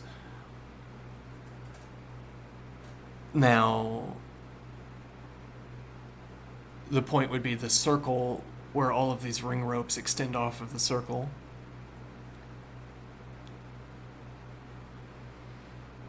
The circle is spatially separating the ring ropes. Though then at a different level of analysis, that spatial separation corresponds to index position in search sequences. If, for instance, I have to traverse a circle, if I have to traverse a circle in order, rejecting ring ropes as I pass them based on information that's available at the head,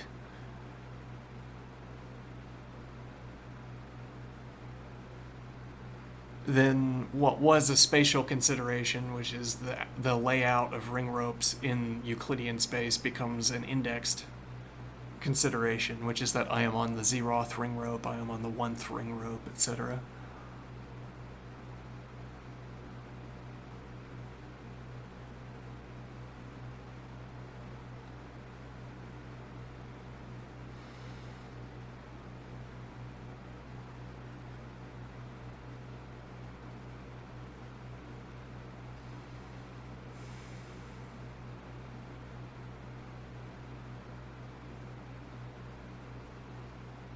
I don't think any of this is converging on this idea of the interface between the circle and one of these parallel lines.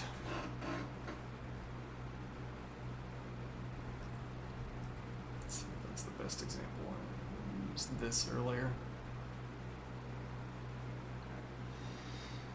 Now, our observation here with this image was that the symbol, the construction at the end, whichever way we want to think about it.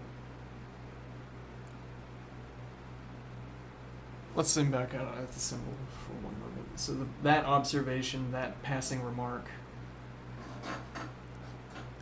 we observed that this is a construction sequence centered on the frame, more or less centered. This is a construction sequence.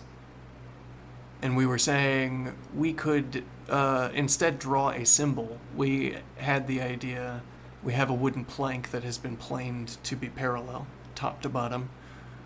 And now I press the plank into the sand, whatever medium we're using for representing our geometry statements.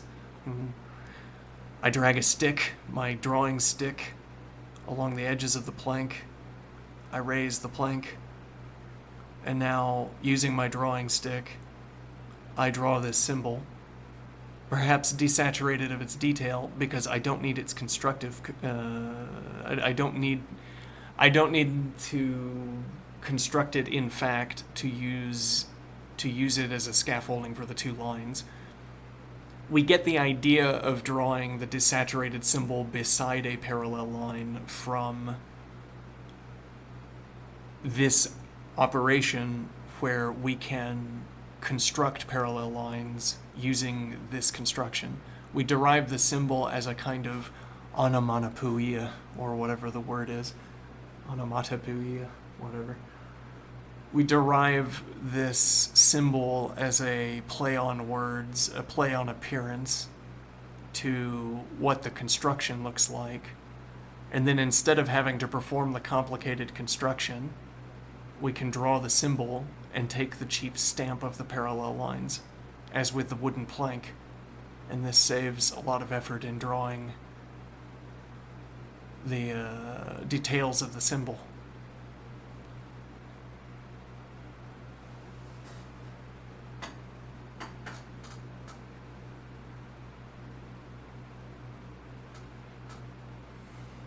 Now we wanted the idea that this construction sequence, overlaid with the symbol, this construction sequence,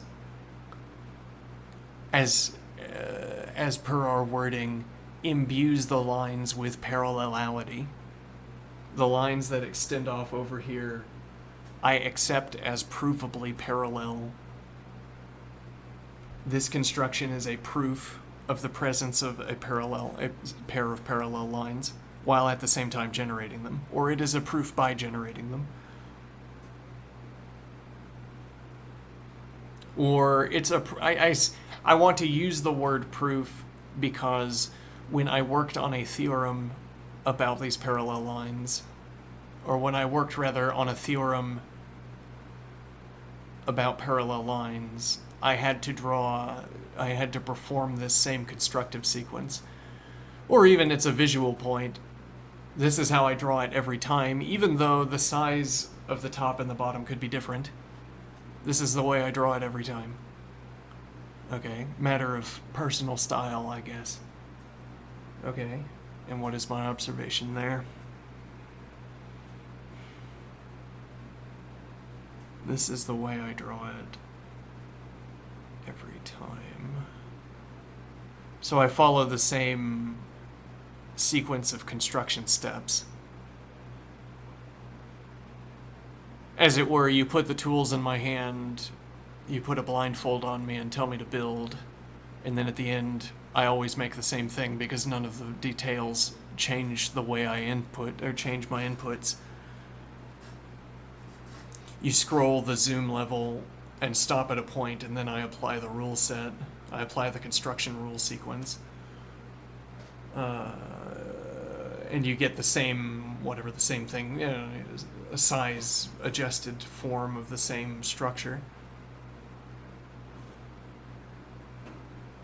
Okay, why do we want that idea?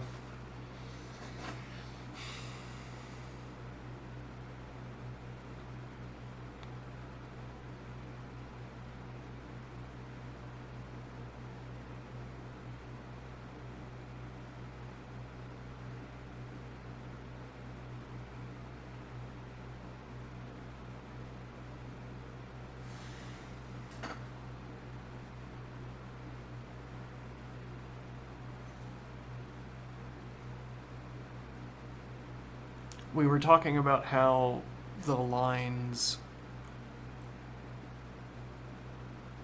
Right, so we're saying... Right, okay, so let's say I worked through the theorem numerous times. There was a theorem about parallel lines.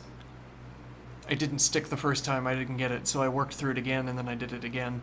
And at the end of this process, I had what I might as well call understanding, recollection, if nothing else. I could recount the proof if someone asked me whether or not I understand it is less clear. So I pass through the construction sequence over and over again. Because I'm performing the same constructive step, or I'm applying the same construction rules, I get the same symbol I mean that the appearance in the diagram of this construction looks the same, even though it doesn't have to for the purposes of the theorem, because I always draw it the same way, maybe even when I realize I don't need to do that.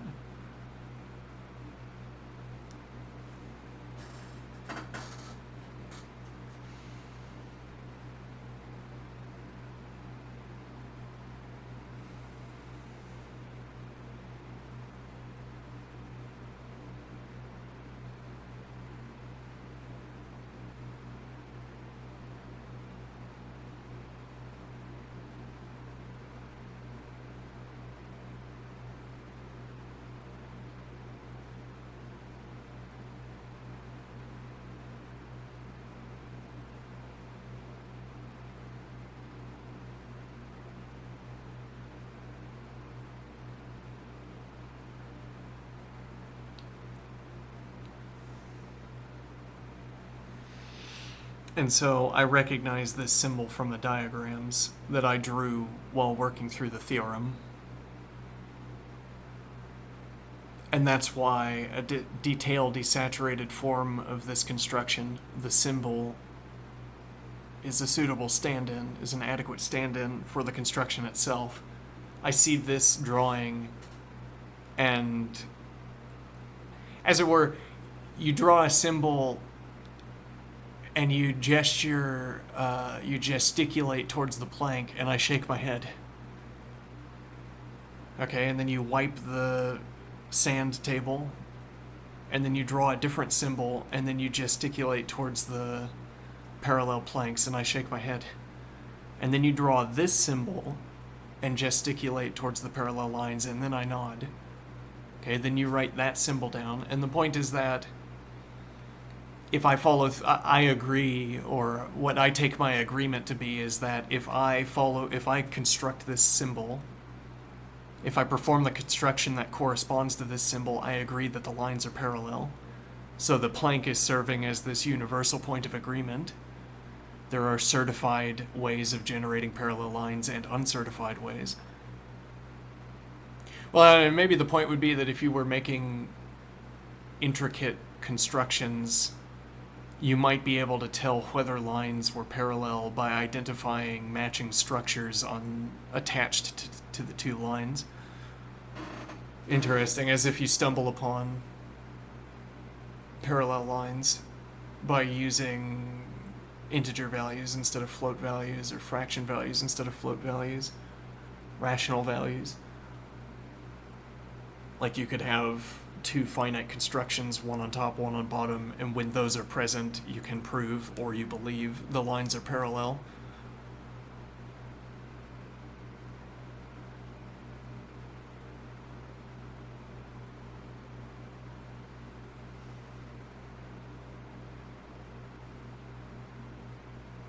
Interesting point.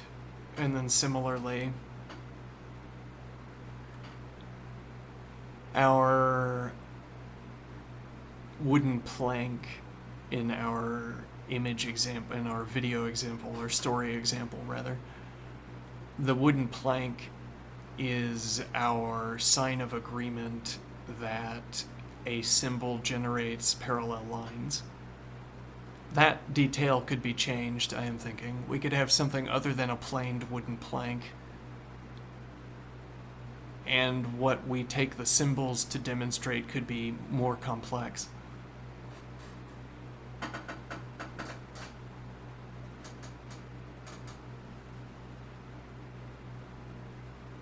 Though it's useful that the constructed parallel lines... Well, it's... why do we have the plank? It's because we're not interested in stopping at having constructed parallel lines. We want to build off of the parallel lines. So we want parallel lines, I mean, as a matter of practice. So we have the wooden plank to generate the parallel lines. We have the symbol to generate our satisfaction that we've done the work, or rather, the satisfaction that our construction has a finite accounting. Well, because this symbol would have a count attached to it, an operation count. It would have the definitive collection of inputs that are required to generate the symbol, or to generate the structure that corresponds to the symbol. So if I needed to know, for instance, how many constructive steps have I taken, I arrive at the symbol and I add that amount, e.g., or if I have any other questions I want to ask about the process of construction, the properties of constructing the symbol or the values associated with the symbol would be a stand-in for the values associated with the construction that corresponds to the symbol.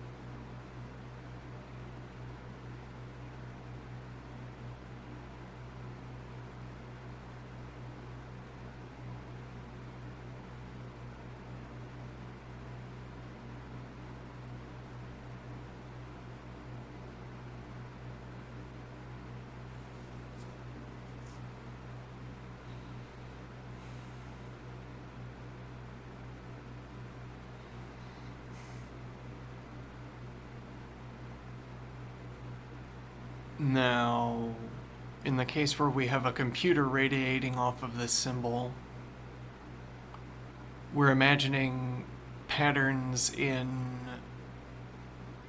ring ropes, in ring deposition around the circle. Well, and so it's a convenient point that you can zoom in as far as you want here. Okay, we zoom in on the circle and we read a pattern that says I am the preceding deposition and I am the upcoming deposition, as it were. We see a pattern that is the end of a sequence that continues beyond it. This is the current location, or it is the point under my reading head, a position on this circle. Okay, and as I am reading the deposited rings, I am reading a rule set that tells me the upcoming ring deposition. Okay.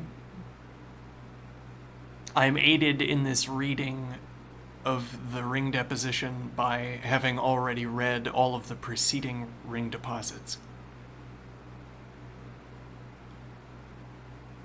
As it were, in the earlier ring deposits, that's where syntax and semantics would have been established. Now I'm at a deeper, a further along stretch of the circle, and patterns are tapped into ring deposits like Morse code, numerical chains of rings that are to be read in a given way. All right.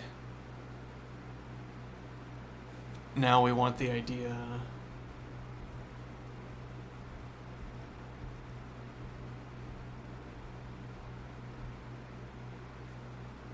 that when we keep zooming in on the point of contact between the circle and the line, we do not encounter...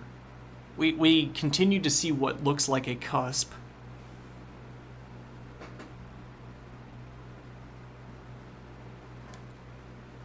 Okay, but also we continue to see that there is a way of functionally interrelating the ring patterns that are on the circle with the ring patterns that are on the line. And if I zoom in further, it's not really zooming in so much as maybe it's like adjusting polarity values. We adjust polarity values, and now the ring patterns are still continuing, or there is still a way of functionally interrelating. There's a way of deriving the values that are on the line by referencing the values that are on the circle. And whether that's by having the same continuation continue down, so it could be that we're counting for reading from the top, we have ring deposits, okay, up to the point, and now those ring deposits continue functional continuation beyond the point of interface. And now if we merely take this stretch of circle and flatten it out on the line, we get the same ring deposit. That would be one way, a kind of base case where we'd say that whatever function we take to be continued to be represented below the point of contact, that is also represented in the line. So it is a circle pattern that is represented on the line. Or we could allow that there is a change of rules that happens at the point of interface, so that what constitutes a functional relation between ring deposits on the circle and ring deposits on the line changes. There's like a normalization procedure where we could write the correlate to a circle pattern on the line, but it does not look the same because the deposition on the line has to undergo a normalization procedure to make it directly comparable to deposits on the circle.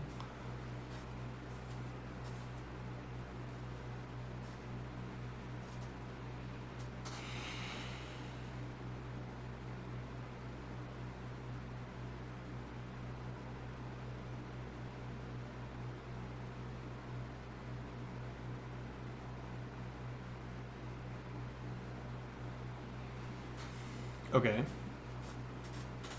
And now what this allows for, so what I'm imagining is we have a rainbow, a full spectrum of activity, circles, no need to describe, you can choose whatever visualization you want, but okay, we have dense pattern packing with multicolored, to flare it up, multicolored dense pattern packing up to the point of contact, and then the line is blank. Okay. Or it's noisy, but then we look out on the line and we see a clear pattern, e.g., and now the idea would be we want to say, as it were, that some kind of signal has been transmitted into the line and that the hot spot out here is the result of that transmission. Okay, now, however, what you'd want to have is a bridge of activity along the length of the line up to the hot spot of activity. Up to the hot spot. Because then you could trace the transmission through the line to the point of contact. Okay. Now, however, when we're talking about these ring deposits on the circle, we're talking about dense packing, multicolored, whereas on the line we're talking monocolored and one signal, not densely packed. Okay, and now there are too many functions that relate dense packings of multicolored rings with one blunt signal. We'd want to narrow it down.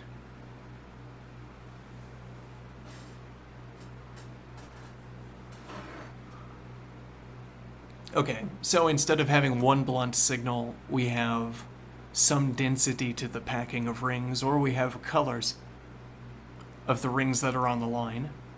And now we want a function that we could use to derive the ring deposition on the line from the ring deposition on the circle. so that we could have a theory concerning what modulus takes place, what modulation takes place at the interface between a circle and the line. And the point is that then we could say whatever pattern is transmitted into the line by this constructive connection between the computer and the line, that continues through the remainder of the line. Or at least it continues up to the point where it has been embedded into the line manually by construction.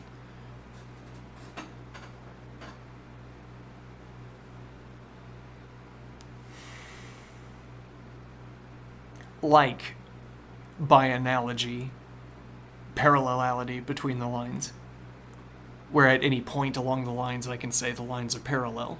I can't say that. I can't apply that same structure or form of description when talking about the transmitted signal, supposing it transmits at finite speed. I mean that our computer is encrusting this line with, or it's constructing the line, but then there's an end of the line. Or there is an infinite line and the computer is encrusting it with constructions, crystallizing it, maybe. Okay, then there is some position on the line where I can stop and say, that's where all of the patterns have emanated up to. Or the patterns have only emanated from the computer up to this point. Beyond this point is pristine line.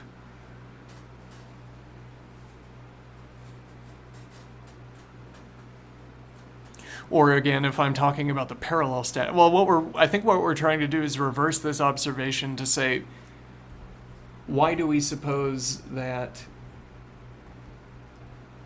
this parallel status of lines, this parallelity, is the same as the parallelity derived from a different construction? We would not by default assume that the common characteristic between the top and the bottom line obtained by encrusting through computer is going to deliver the same characterization to us.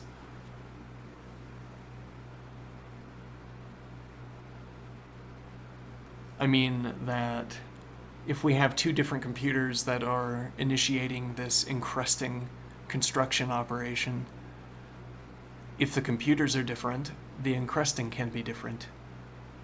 Or more intuitively, you could design the computers to generate arbitrarily different encrustings. They could have different speeds to cover distance, whatever that means.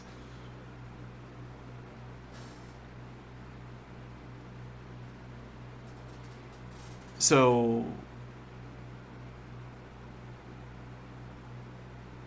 the idea that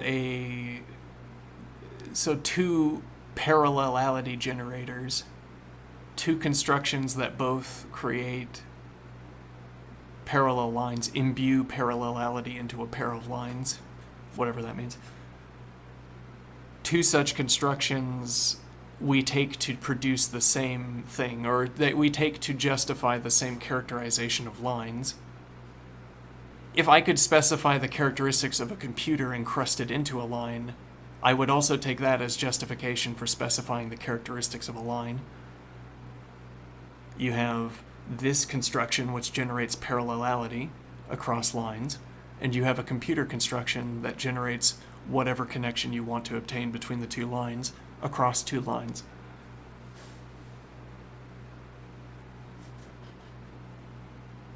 Now, two different computers we can readily conceive. Two different computers would project different encrustings of the lines.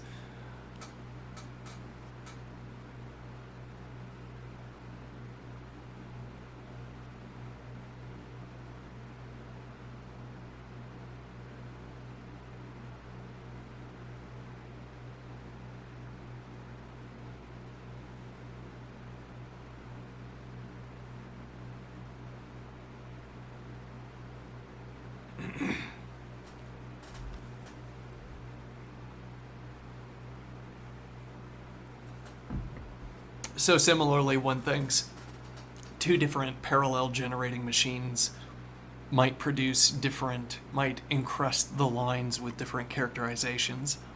But we don't think that way.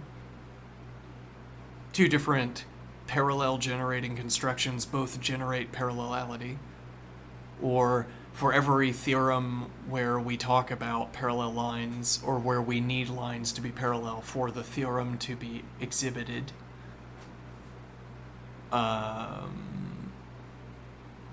any of those machines, any of those constructions are suitable to have off to the side. They're all certified parallelity generators.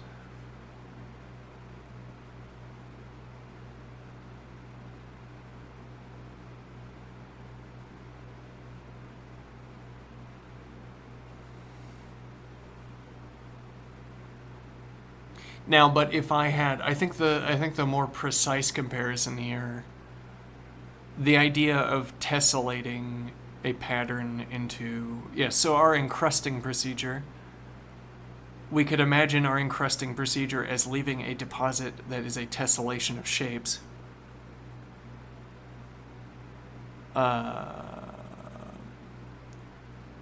Most cheaply, ring deposits, and then simply unrule-bound ring deposits. You place them as the densest packing of ring deposits. But then that's not, we'd rather have the more abstract idea of you have a straight line, it's a gap. On either side of the gap are incomprehensible squiggles, but they both look the same. And this is a deposit of a tessellating shape along the length of a line, as could be generated algorithmically. And now we're trying to think of parallelity as being one such shape, squiggle, incomprehensible squiggle. But it doesn't tessellate. There's no way to distinguish between whether you're in a gap between the tessellated shapes or on one of the shapes. And within a shape, there's no way to distinguish positions. And in fact, between parallel lines outside of the symbol that you use to construct it, there is no way to distinguish different points.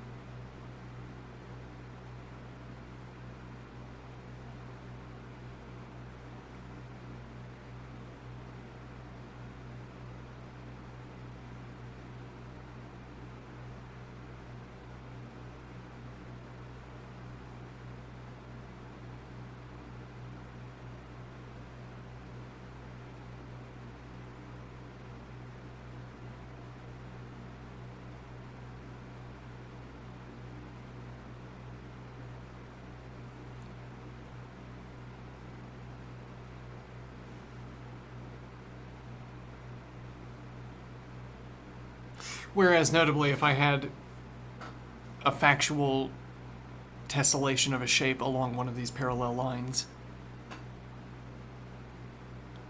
I could point at its points. I could pick out its points and mirror my selection across the gap, supposing I thought that there was a matching construction on the other side. And I could distinguish between different points in the incomprehensible squiggles.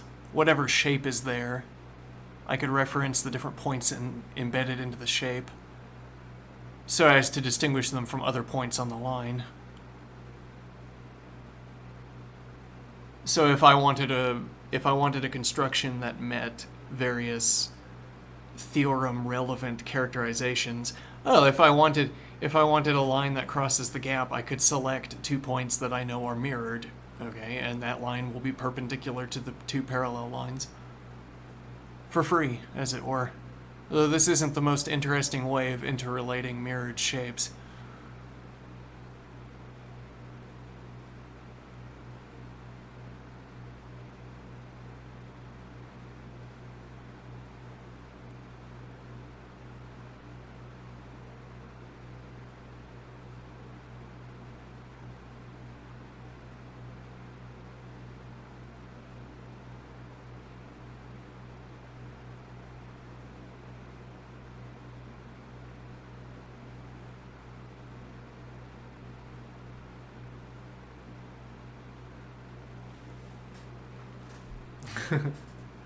Hmm. Side observation popped into my head. I don't think I'll explore that.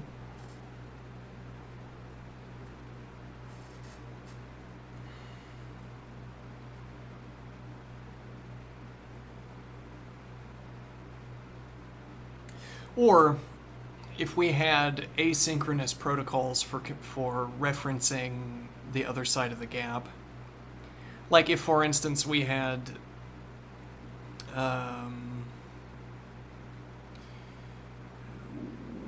we transmit a conditional function. We say back at a specified value, if that ring was lit, then go with function A, and if that ring was dark, then go with function B.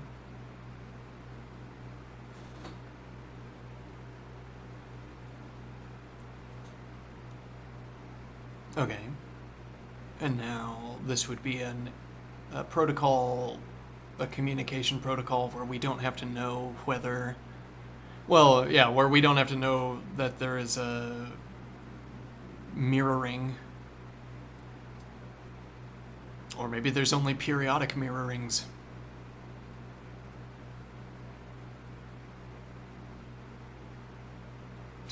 Maybe we form a bridge across the gaps and we try to establish a mirroring. We try to establish a state where we know that the rings are on at the same time and off at the same time. And then the idea would be a shared knowledge, a shared point of reference could be utilized. So we maintain a mirroring for some number of rings, and then we allow it to decay, or it decays beyond our control, this bridge. So we know at some point we no longer know whether, and maybe even in retrospect we see we didn't know whether the ring deposits up top are the same as the ring deposits below. So we have knowledge that up to a point the ring deposits were the same, and then the idea is that we can harvest, well, the fanciful idea that I can't back up with any algorithms, but the fanciful idea is that we can harvest this shared knowledge to inform the upcoming ring deposits. Like, if I want to maintain asynchronous, or if I want to maintain coordination with the other side, I say, in this case, given this puzzle of maintaining coordination, I interrogate the shared database or the shared fact base in the same way. So I have a binary, a bit vector, which is ring on or ring off, that I know is the same. I might have a slice of what the other person has.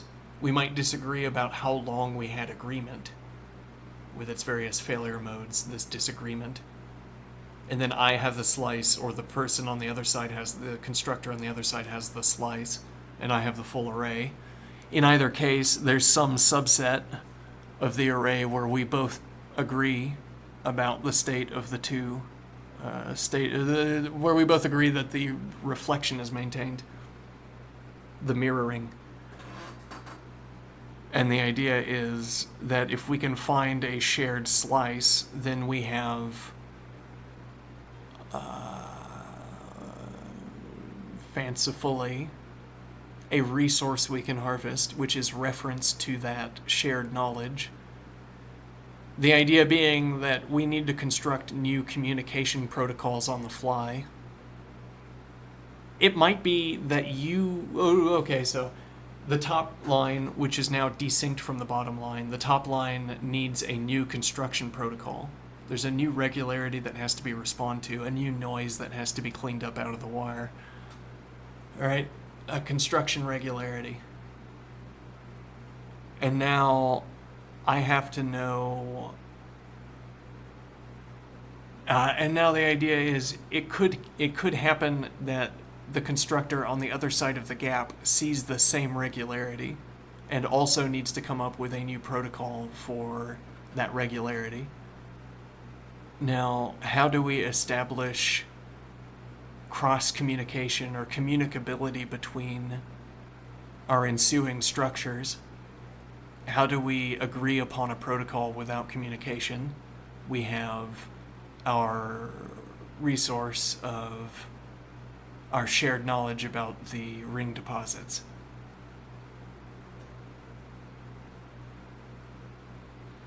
And now the idea is our shared knowledge, we extract from our shared knowledge, we extract inputs into a function, and the output tells us what form our protocol should take, or tells us various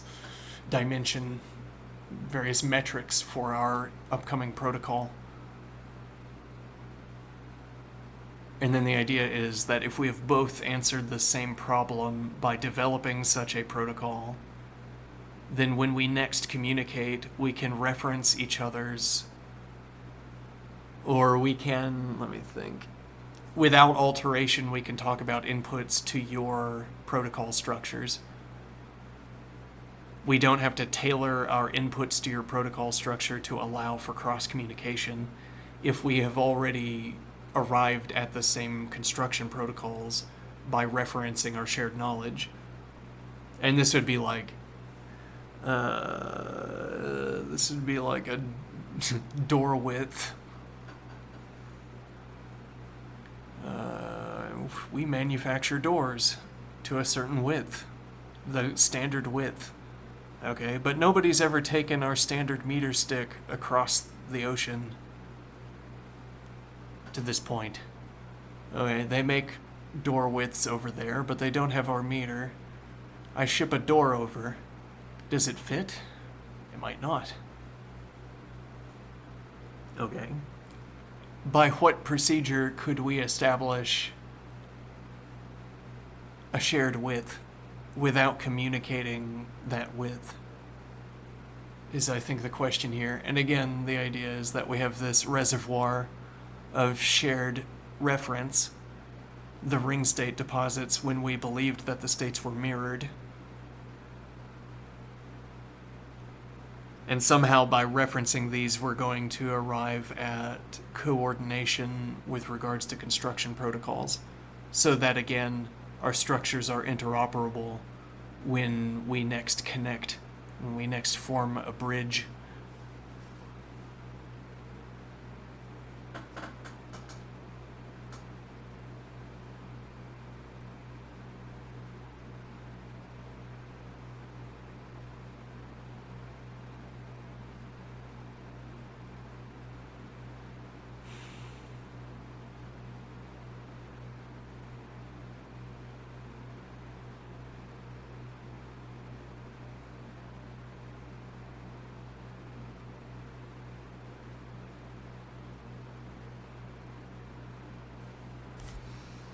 Ooh, intriguing.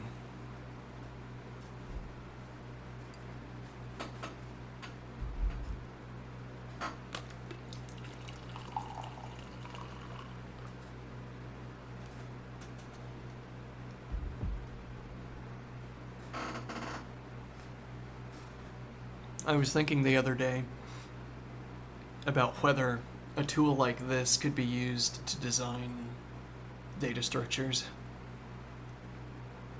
Well, and this isn't an unexplored question. There are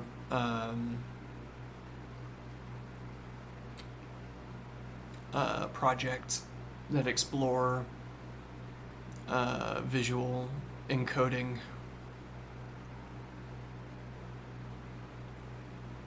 I don't know how well they fared, but the idea that you could construct an array by drawing something in geometry. And if I draw as pleases me to do, there's always some data structural.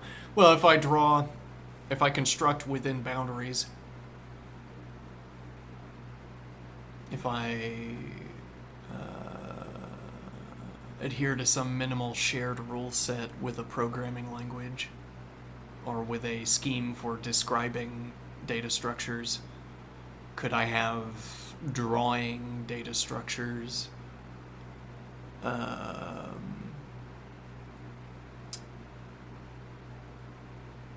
Right, well, fancifully, you draw a line with evenly spaced points, and you'd have a list or an array by default, a vector.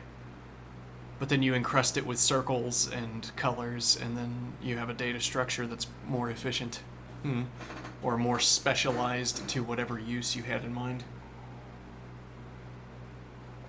So that if I could find some motivation to pattern a sequence of colors into rings on a line, or if I could find motivation to draw geometry between different points on a ring distribution, the information I'm encoding into the geometry would have a correlate in the encoding of the data structure. And again, if there was a good reason to reference the geometry like that, if it was, I don't know what a good reason would mean here. It's like saying that I draw a sequence of rings on a line, I pattern color into it, and I encrust it with additional constructions. Well, it's like I'm describing what I want to encode into the data structure, and in order to represent what I'm talking about, I draw one way as opposed to another. It's much like with chess, where I have the data structure of a board state, okay, and I want to represent an idea. Choosing a move serves the purpose of continuing to represent an idea, moving from one move to the next. Now instead, the structure we're going to have the board state is going to be a geometry state, and I'm representing an idea, making a next constructive move. My semantics, my natural language discussion about what I'm representing, what I'm storing in a data structure, motivates my selection of colors and or additional geometric instructions. So there's a coincidence between what I'm drawing that I'm maintaining. There's a coincidence I maintain between the description I'm providing for the geometric structure and the steps in the construction of the geometric structure.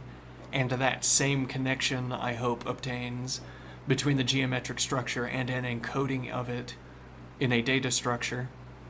And then the idea is that if it was useful to talk about the phenomenon in this way, to place its data into a data structure, if it was useful to draw it like this, hopefully it will be useful that the code was shaped this way.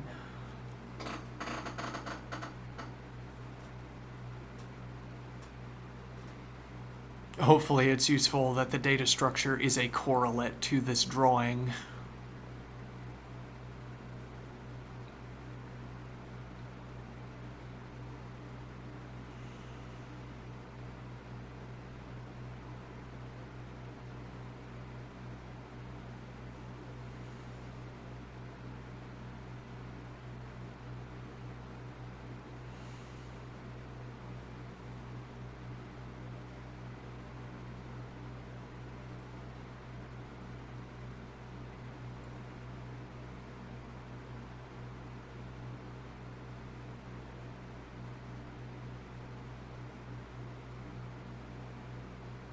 Yes, well, I'm a little bit concerned that if we set down, so I draw a line and then I start drawing rings on it, I'm eventually going to run out of ring patterns to deposit.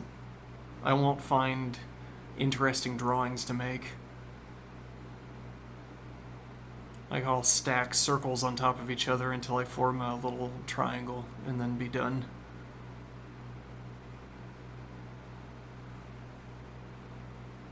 I don't want to be done.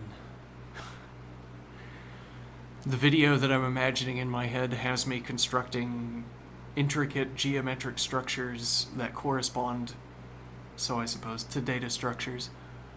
And I'm not getting bored. I just keep finding new ones to draw, and reasons to draw them, and things to talk about that count as the semantics to what I'm drawing. Questions to investigate. Okay, but so I'm afraid that in practice I start drawing rings on a line and then I'll run out of things to talk about. How boring would that be?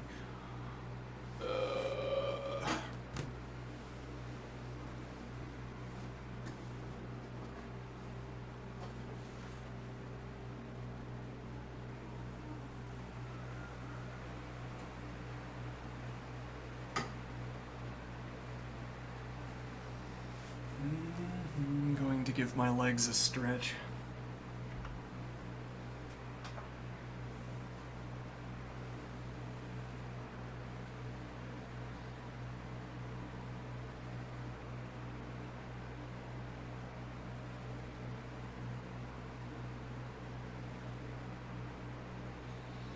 Chasing interesting ideas.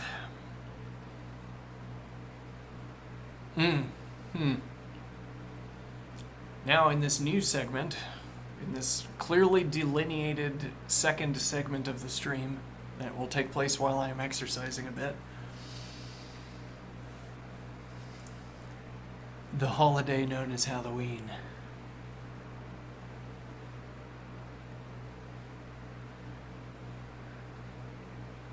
I thought of a hat that I might want to wear on Halloween. Thought of a hat. Yeah. Be part of a costume. But mostly I'm interested in the hat. Yeah.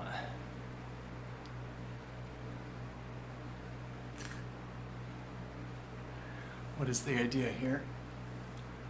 Well, there are simulations of this hat, as it were. Yeah. Which means I could get a cheap one that's made out of... I could get a cheap one that's made out of plastic. And then throw it away, yeah.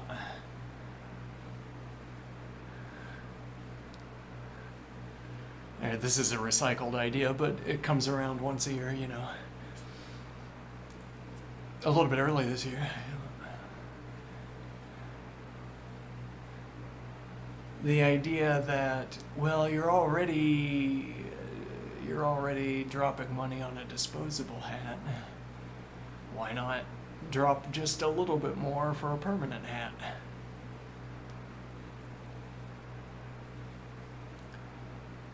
Now the idea is, well, we're reversing this relationship a little bit. I have a permanent hat that I want, apparently. Now, what costume would I have to build up around it to justify its acquisition? So we're hiding the expense of this article of fashion. We're hiding the expense of this article of fashion under sort of already necessary expense. Well, everybody dresses up for Halloween.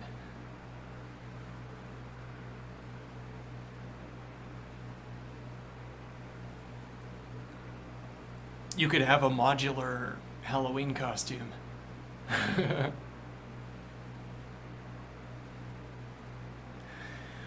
You pick up a new part of it every year. Here's our idea. You have a costume shop. They sell partial, or they rent partial costumes. And the idea would be that over time, each year you acquire one of the pieces of it, of the costume, or you acquire however many of the pieces that you want. The costume is like a grab bag of otherwise fashionable articles of fashion.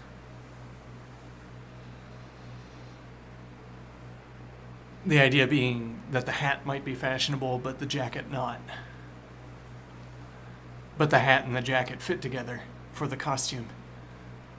So you rent this costume to justify buying the hat 1 year, and then you rent this costume to justify buying the vest another year, the belt another year, etc.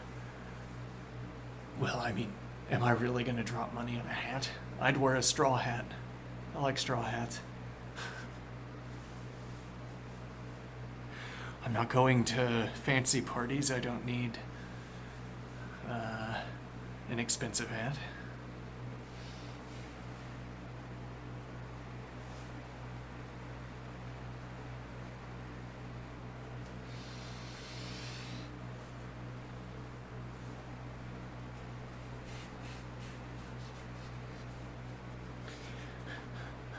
Or the more generalized idea, you do that with, you have glass stones.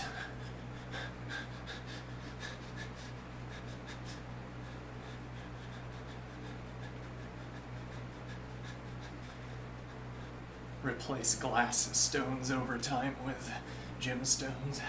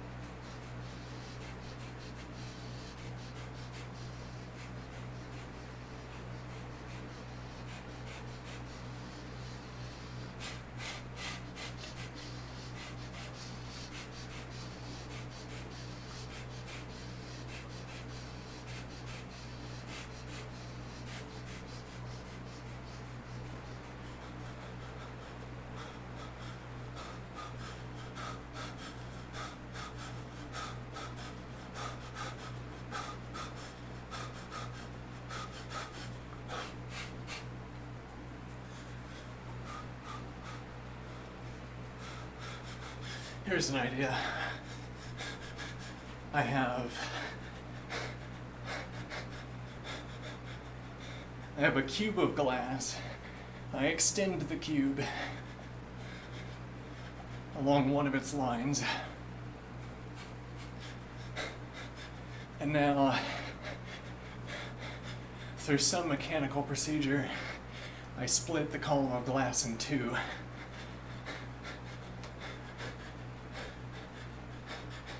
And I have a wavy surface. I can squeeze the two columns of glass back together, and they are fitted to one another.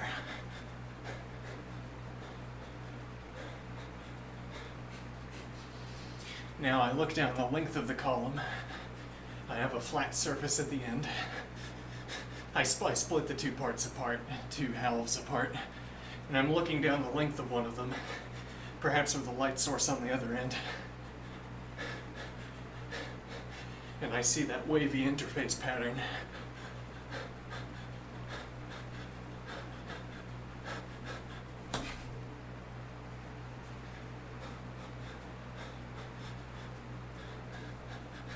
I wonder, could I carve facets into that wavy interface pattern so as to make the wavy interface pattern even clearer on the other side? I mean, I'm looking down the length of this column of glass, and I see a wavy interface pattern at the other end of the column. And I'm wondering, if I follow along the waves, if I follow along those cleavage marks, like obsidian, as the obsidian readily presents this kind of wavy behavior of glass. If I follow the traces of that wave pattern and encrust them with facets, is there anything I can cut into that wavy surface that makes it easier to tell what the wavy surface is on the other side of the column? As it were, Well, if there were warping,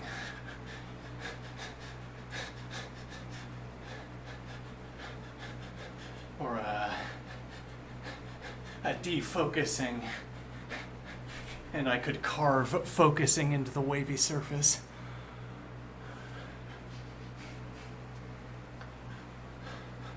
Something I could carve into the waves that would at least make the image look real. Like, would at least make the image look.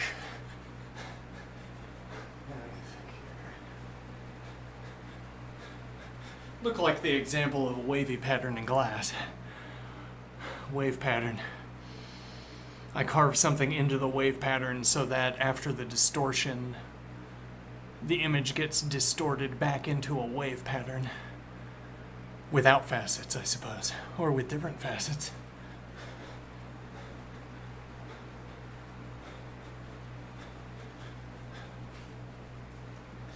This was something I imagined the other night while making some music. A gym where you take the wavy surface and either carve, well, in that example we were carving on the other side. You look through the wavy surface and the facets are on the other side of the column, on the flat side. So you start with a flat surface on the other side of the column and carve facets into it.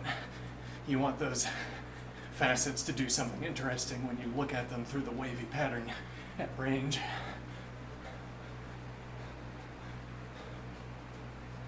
And the idea would be,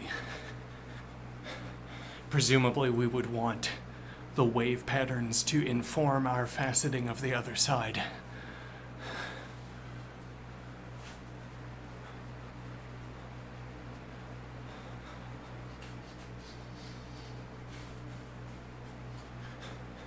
As it were, whatever we want to accomplish by carving, by faceting a pattern into the glass,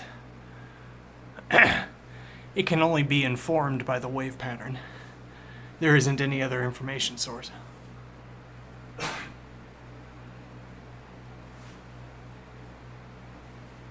There's no other object for reference to tell us what the faceting pattern should be.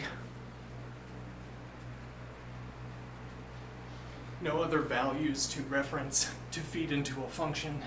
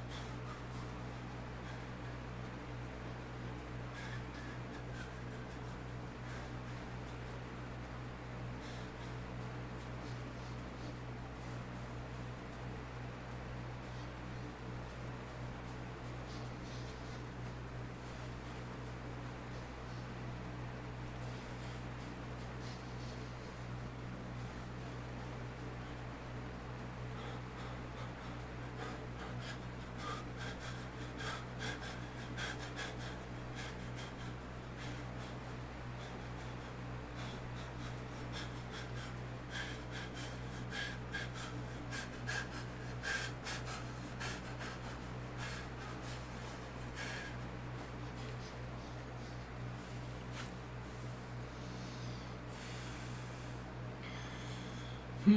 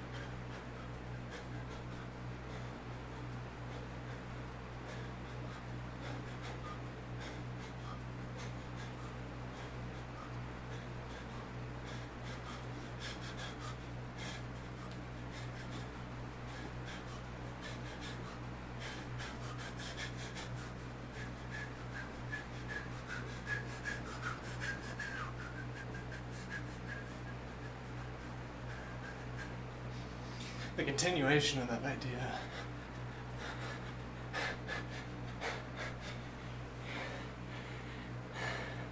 This is adjacent to a lot of the stuff I've been thinking about off stream. That Halloween idea. These stores that pop up and sell fully made plastic costumes.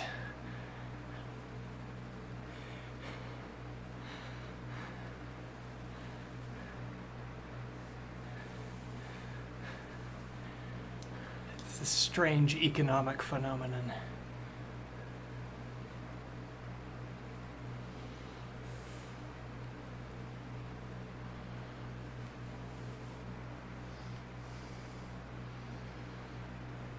How the alternative that this replaces,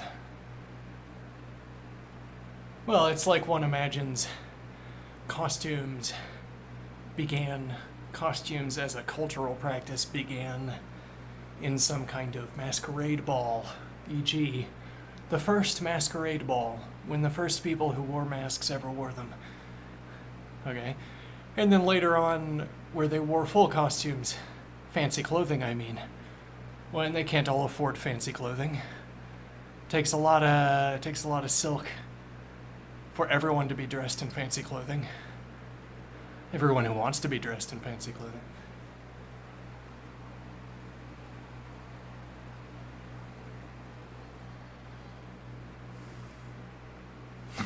So my fanciful costume shop, where you rent the costume that justifies spending a little bit more for a purchase. The costume that fits the hat, reverse engineered from the hat so that you could buy the hat 1 year with a little bit more money. And then you have the hat and you don't have to rent it anymore. Okay. As if this gives a kind of baseline level of economic activity that is then harvested by these disposable costume companies. The social practice that began as a way of building up a stockpile of expensive clothing over time. The mechanism hijacked to sell plastic.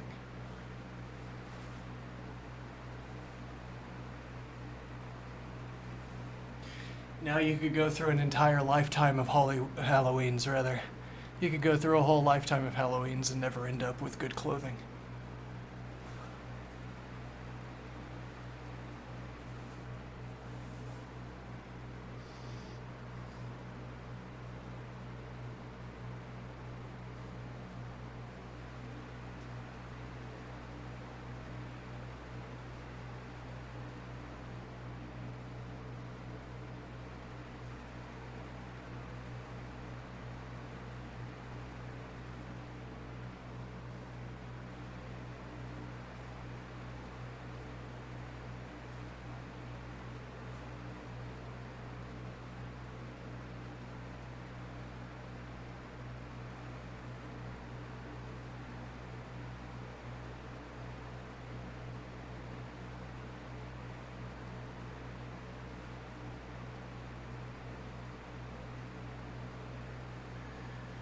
Okay. Farewell. Have a good one.